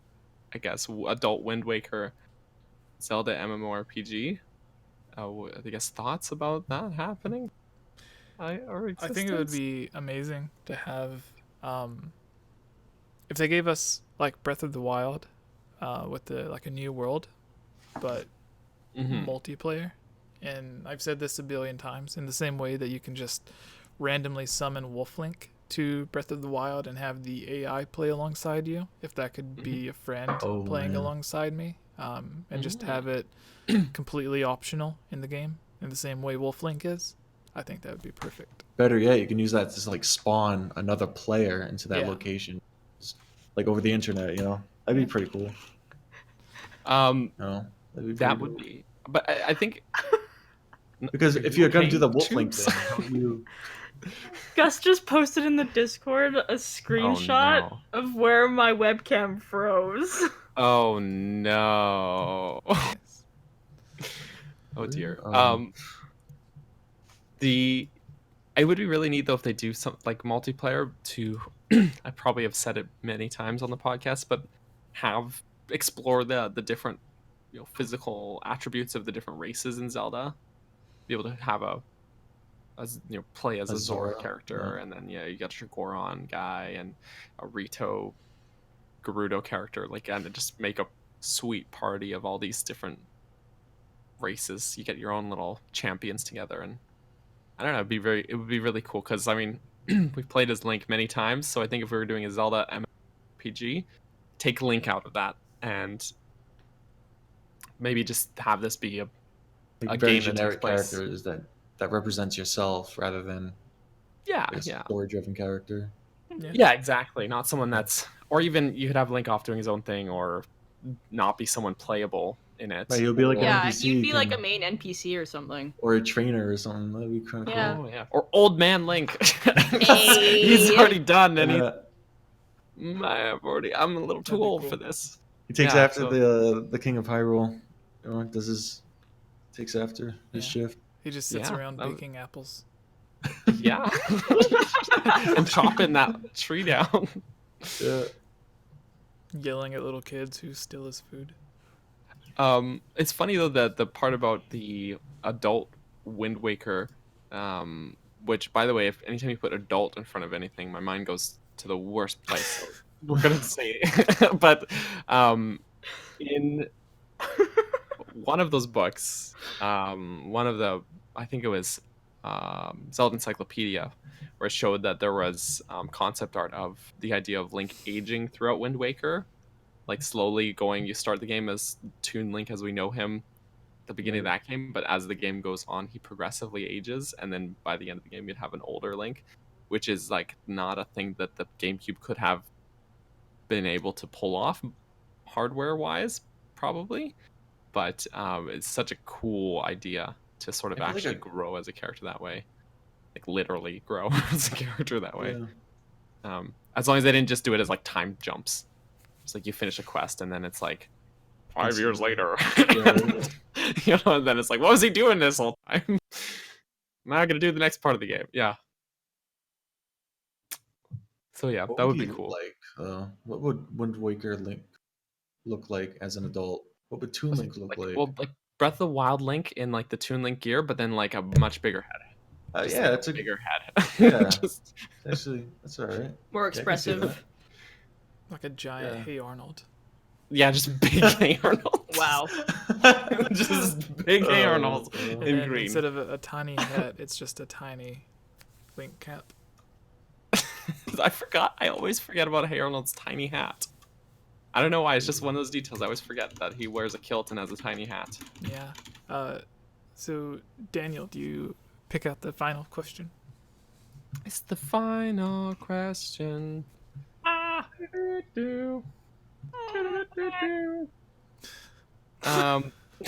so Wow. You gotta play with an ocarina. a new here's a question from Gus, who's one of our Patreon peoples. Ah, Gus. So it's a good thing I didn't forget to do that one. He's in live Gus. chat too. Oh, hey Gus. Gus. Gus asked, "What is your favorite soundtrack of any game? Could be Zelda, could be not Zelda. Video game soundtracks." Oh. Sound. Like a song or just the whole soundtrack? Just I guess just the whole soundtrack. Just like you have to take it as one package, you know. Midna's Lemon. If you Is that how you s- pronounce it? That's Yeah. one song, not a soundtrack. That's the song I pick. That is So she picks Twilight Princess. Minda's Lemon. Nah. No, I'm gonna pick Spirit I mean, Tracks for tonight. Ooh, Spirit Tracks is good. Twilight Princess does not have a bad soundtrack. You know, it's got a very thematic feel to it. You know, and but it doesn't have the best soundtrack. It would be better if they had orchestrated it like they did Yeah. for Star Fox. But I think Twilight Princess's music was too ambient for my taste. It was too, especially for the dungeons. They didn't really have anything memorable, in my opinion. okay, It was too just ambient, just too much just sound. If that makes sense. Like if you go to like Ocarina of Time or Majora's Mask or anything, the music had more of a melody. Yeah, Majora's But it wasn't- Mask is bumping. it's got some Yeah. music. Yeah. Yeah, especially It's good, the it's true. Forest Temple in Majora's Mask. Yeah, Oh yeah, it's very even though it has the weird yodeling. And the screaming. Yeah. yeah, yeah. No, very very memorable dungeon music. I since he said it doesn't have to be Zelda. Gosh, no, this is still hard. I feel like I've got too many that I'm like, that's the one, and then no, but what about? So I'm just gonna go with my first gut instinct, which is Super Metroid. I've been on a big Metroid kick lately, but Super Metroid is superb. Has a superb soundtrack. There's a few tracks in it that are definitely not just like easy listening, you know, but there are some good tracks that you could just put on like that Upper Brinstar theme, and you could just like do the dishes to that song or whatever. but then there's never a moment in that game where the music does not 110% fit where you are and how you should feel in that situation. Like every moment of that soundtrack is crafted to fit the tone and mood like perfectly. Even if it's just even the save room has this creepy ambient like creepy, weird alien feel to it, and it's magnificent. It's good. But that Upper Brinstar theme is bumping. I could seriously listen to that on repeat forever. So he said non-Zelda, so I thought I'd just go out there, just reach from somewhere else. So that's me. That's me. Jesse looks like he's just gone. He's spaced it right out. I have to pick Animal Crossing because Animal Crossing has the largest range of music. Never played it. I know this seems like a very Kayla answer, but you already picked a lemon. You already picked Midna's lemon. Midna's lemon. I had to pick a soundtrack. I couldn't pick a song. Okay. Okay, Yeah. so if it's not Zelda, then you got Animal Crossing. Yes. All right, I got What about you, Jesse? Final Fantasy X. Boo. Love it. No, I'm indifferent to that I like answer. the You like, guys there's- just like polarized that. No, so there's the opening theme for Final Fantasy X, where they're just like telling the story and like the scenes going Yeah. over like everyone kind of grouped together, and it like sets the tone for the game.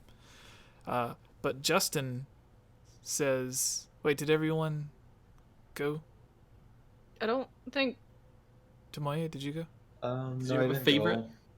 go. That's the thing. That's why I didn't really go. Is because I can't really think of a game that had a really good. Okay. Just You like know what? hard. pull one out of your ass, I After didn't this, swear. Justin says that we skipped over his question. I'd have to say for Zelda, Wind Waker, probably. Wind Waker's good. Yeah, Wind Waker's music, or Link Between Worlds. That That's a had good really one. good music too. That's a goodie. Yeah, it Can't is. just- I One really game. like that. All my favorite are Link to the Past songs, but orchestrated. It's just Ultimately, Wind Waker. I think that's my number one choice for Zelda. So, All right, do you have Little Big Planet non-Zelda? 1 had a really good soundtrack. Little Big Planet. Never played it. well. I'm gonna raise you Earthbound. Had a Oh, love Earthbound. We'll listen to big Earthbound soundtrack. all the time. big soundtrack. I like Never the played Little Earthbound Big either. Planet soundtrack. I used to play the original and think there's no way someone could play this game and stay sad. I remember I was Fair baking enough. cookies one day with a friend, and we were listening to the Little Big Planet soundtrack, and their family came home, and they were like, "What the heck are you guys listening to?" They had no idea. It's like hardly in English, most of their music. Oh Yeah, no. It's crazy. I almost feel like we like almost did a disservice by not even mentioning Donkey Kong Country music. Ugh. I I just feel like someone's gonna be like in the comments gonna be like, DK rap. but guys, Donkey Kong Country has No, Donkey Kong 64. Sycamore Symphony is the greatest song that composer David Wise. we get it. I love Donkey Kong Country music, but It's it's the a DK little- rap. everybody really just throws that one out there. I just thought if I didn't say something, someone would get angry at us later. Yeah. True. Yeah. But Tamoya, did you have a non-Zelda game that you mentioned? Man, a tie between Conquer and Banjo. Ooh. Fair. Banjo-Kazooie. So maybe I want to say Banjo because it. No, I want to say Conquer. Right? I want to say Conquer. Okay. Done. Conquer. Done like dinner. Alright. With that being said, Alright. also, let's not forget Resident Evil Basement soundtrack. Best song. Basement soundtrack? Yeah. I don't. Never heard. I You gotta of it. Google it. It's actually the worst song ever. If you look up worst video Oh, game soundtracks, it's right up there. Oh no. Oh wait, is it from like OG Resident Evil? Yeah. The one that's got like the weird horn in it and Yeah. it just feels very I never heard like this.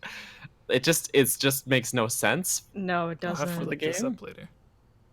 It's like someone like someone just imagine this, okay? You're in the recording studio, you're making the an idea. soundtrack for Resident Evil. It's a horror game.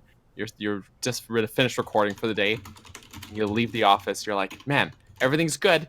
But then, you're just about to leave and your wife comes by with your son, he's like, 6 years old or something.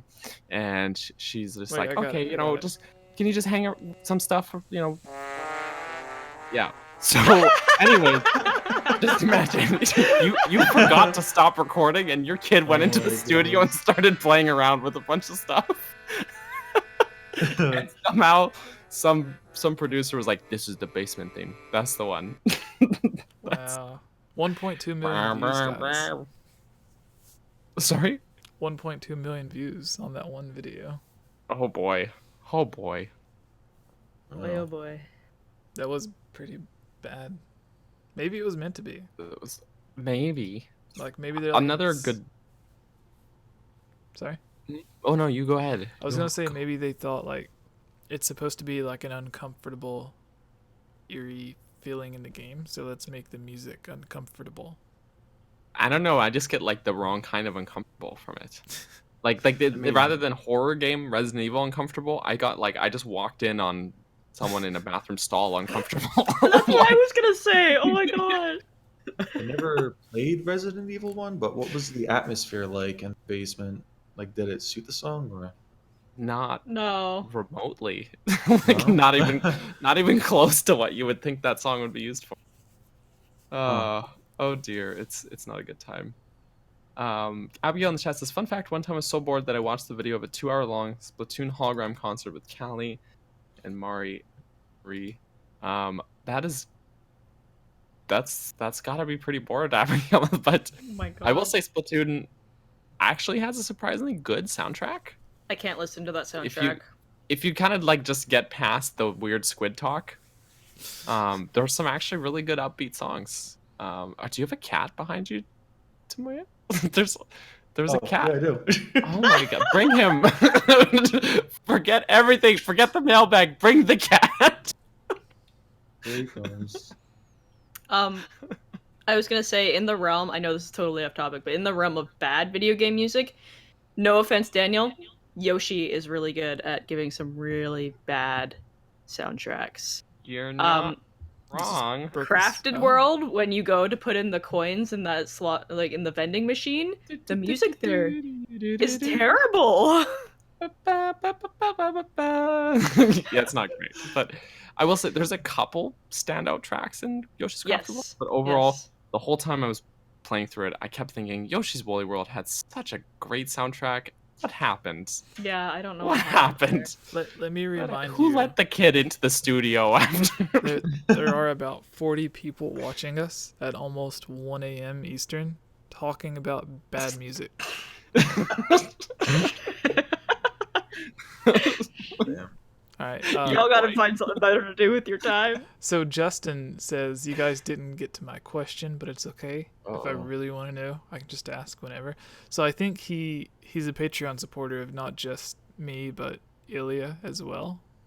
Oh. Yeah. He's also subbed to me. Oh, you know what? He did put it in the mailbag here. Yeah. So go ahead and get to his... We'll end with his question. Okay. Sure. We derailed really hard. So yeah, we sure did. They ask about good music and we talk about bad music. We did.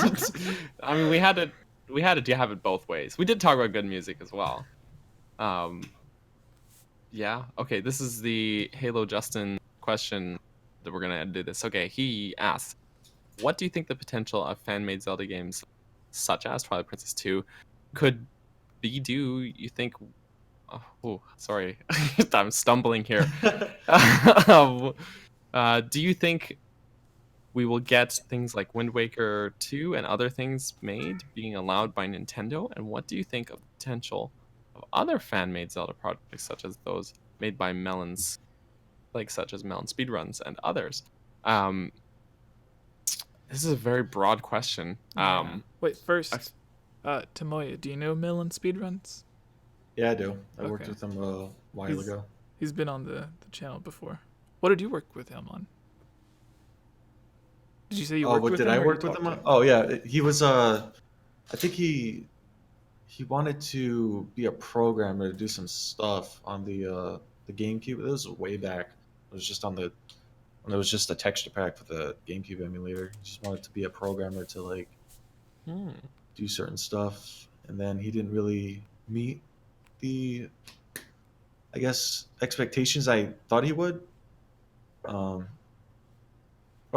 I wouldn't say that. I I really don't want to get into that. Actually, It happens. it's Some not people bad. aren't suited It's for not the job. bad. I'll put it that way. It's not bad. He was a good guy. He really was.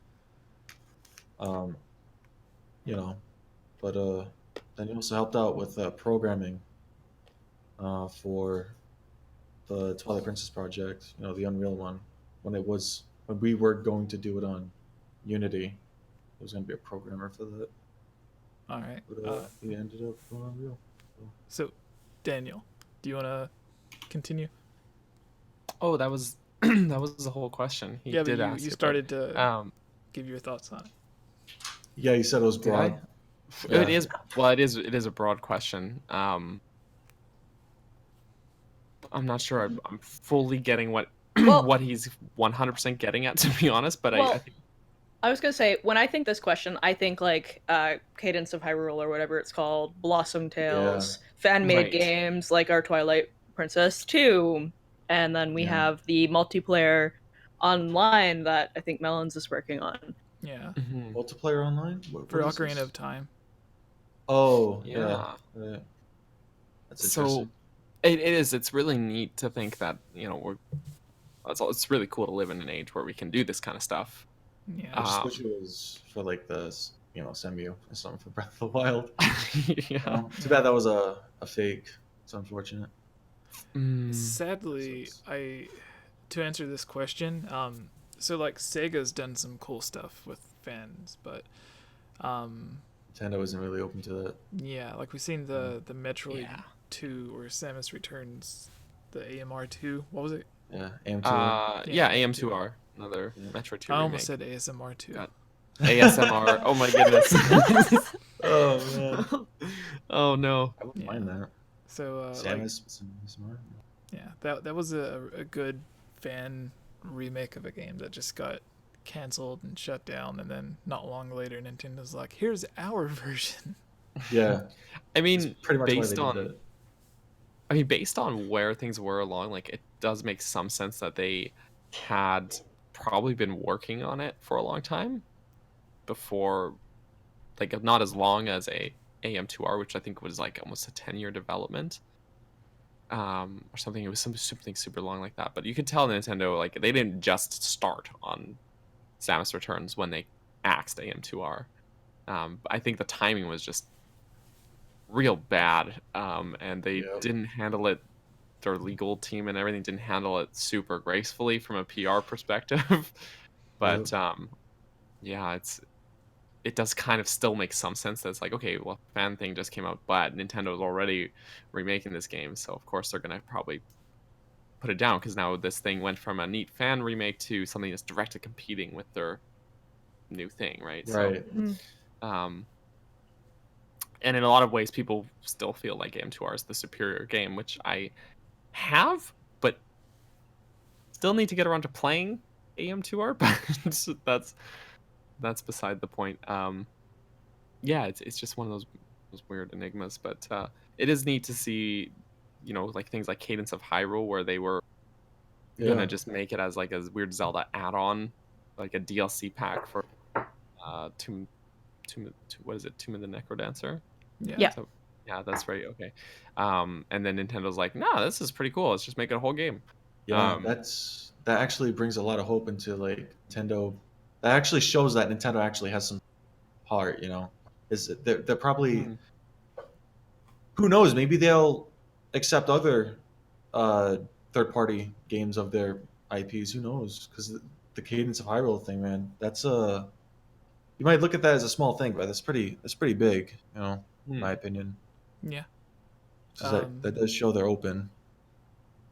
We have a super chat, and I'm trying to find the questions. It says, I asked a few questions a while ago. This is from Break the Game, BTG. I asked a few questions a while ago about the concerns of Loftwings in a Breath of the Wild atmosphere in the next installment, along with some things about Majora's Mask and future temples, if you could find them. So, yeah, Chube said she's looking for that, and I think I would have liked Loftwings for Breath of the Wild. There was a lot of people that I had mentioned it in the video, and they commented saying like, no, that would completely break the game. And I'm like, no, you just get it towards the end of the game, and then, like, you can already as long as you find the shrine or the tower or whatever, you can literally just warp anywhere you want to in the game. So, like a lot of people were like, well, Loftwing would break the game, it would ruin exploration, and I'm just like, no, like you can already warp almost anywhere you want to. Like, if anything, that ruins the adventure and exploration more so than Loftwings, where I think Loftwings would add to the exploration, because then you'd be able to see everything from a top-down point of view, and then you would be able to, like, navigate. Yeah, like you would be able to find areas that if you were just riding on a horse or warping everywhere because you have no reason to walk there, then you may skip over a ton of places, which is why they added in that Hero's Journey DLC thing with the first DLC pack, to where you can see all the different areas you've been to. That way you can go to places I like that. Yeah. So if they added in Loftwings, you might be able to be like, oh, well, there's a lake there that I never knew existed. Let's go explore it. They could have done that in mountains, though. You know? They could have had like a little pad with some little art thing around it, you know, on a high mountain. You've seen all this stuff in the distance. Yeah. Could have been cool. Could have done that as well. Two things further to your point, Jesse, with it kind of being game breaking. One is that is something neat that I read in Creating a Champion, was when they were talking about adding the motorcycle in. Aonuma apparently suggested it because he likes motorcycles, and then the whole dev team shot him down and was like, no, it's too game breaking. And then so when they were doing the DLC, he's like, well, it's not game breaking if we make it at the end of the game because they've already explored it. And they're like, all right, we'll put in the motorcycle. So similar kind of thing almost. But yeah, I think that would fix a lot of people's concerns with it. It's just put it as it's an end game item, you know. Maybe even after you have to beat the game first. Even I think some people would just go straight for Ganon out of the plateau to try and get it, or something like that. But I don't know. Make it so that you have to meet a certain requirement, make it end game in order to actually get him, and it would be a ton of fun. Or you could just make it where if you beat a dungeon or something, they would just spawn at that location. That way, if you want to go back, traverse back and forth or whatever, you need to, maybe you forgot something, just go back. You know how like in the beginning of the game, they just kind of like every single one of them just kind of like rows. So maybe like after you beat a dungeon or something like that, one plops in that area. I don't know. Or maybe after you complete a certain objective or something. Yeah. If you unlock them all, maybe when you make a new game, I'll be there. You know what? Actually, that almost would have been a better reward for getting all 120 shrines than the tunic. You know, if they gave you, here's your burb. Just yeah, that was a big slap in the face with the tunic, man. Damn. They're just like, yeah, you get a tunic, man. It's not even as good as the champion's tunic.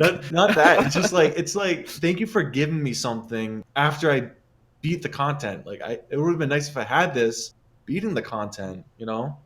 Like, what's the point of having the tunic when you already beat everything, you know? So yeah, it's like fashion. It's called fashion. Look it up. No, I just whatever. Yeah. Okay, so I couldn't find Break the Game's question, so I asked him to repost it in the chat. Okay. And then BKRS7 says, I'm also a Patreon supporter, and I put my question in the Discord. It might be a dumb question. If you guys don't want to answer, don't worry about it, though. I know you're probably tired. Honestly, don't know if my question was already even answered. So what's his question? So I have the question here. Okay. So they ask two small questions. Do you think that in the next 3D Zelda that's being made in the same style as Breath of the Wild, will Link obtain a musical instrument like the ocarina, or another? I kind of miss the aspect of having a musical instrument with song variants be a pivotal part of the game. And do you think he will wear a new outfit once again, like the champion's tunic from Breath of the Wild? I hope so, that we get the new tunic. And Breath of the Wild could have been a cool, if they would have implemented a musical instrument, because they have casts in all the different areas. And in the same way that Sheik taught you a bunch of different songs in Ocarina of Time, it would have been cool if you could run across casts, and then instead of just warping to the different towers, you have to learn 120 songs. No, not for the shrines, for the If he was like, Yeah. if you want to warp to a shrine in this area, then you need to play this song. And then that allows you to warp to the different areas. Okay. I think that Could could be be neat.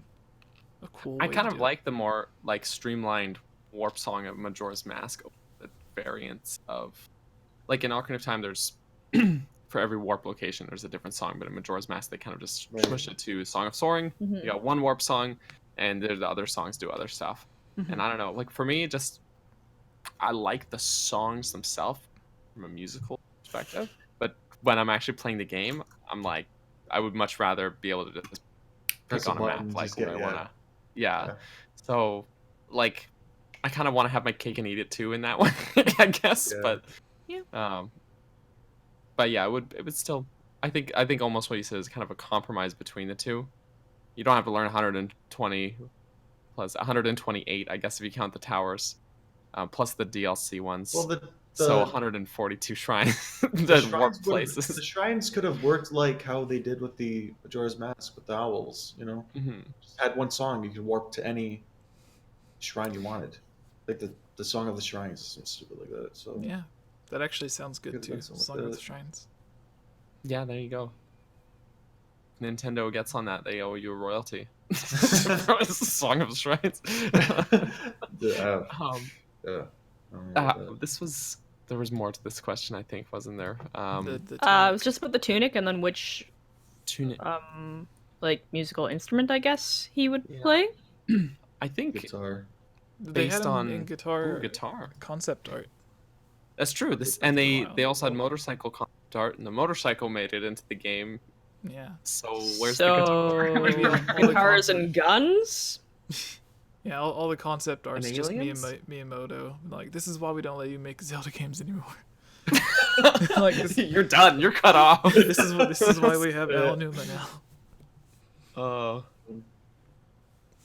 that is funny. But the tunic, I definitely think they're gonna go with probably something different in like probably every game now, because I think like that was a big deal breaking away from the green tunic, and Aonuma talked about it extensively and creating a champion and stuff, just like wanting to break the mold and move away from that, and how really what Link's wearing is not really that important to the game overall. So I wouldn't be surprised if we get a new tunic, just a completely new design for Link altogether in the next game. But now you have to think though, like what makes Link Link now? You know, Those big blue Well- eyes. because now No any elf, nipples. because technically any elf can be Link, right? Yeah. Because they kind of broke that standard now. Now Link isn't a person that's an elf. The green hat, the green tunic, and those pants and sword and shield. It's not Link anymore. So now he's more like, I guess, just he's anything now. You know. Yeah. He's a Link cosplayer, so he's actually Tingle. Ooh. Not where I was hoping this would go. It's like Breath of the Wild know. when you start out as Link, he's just naked.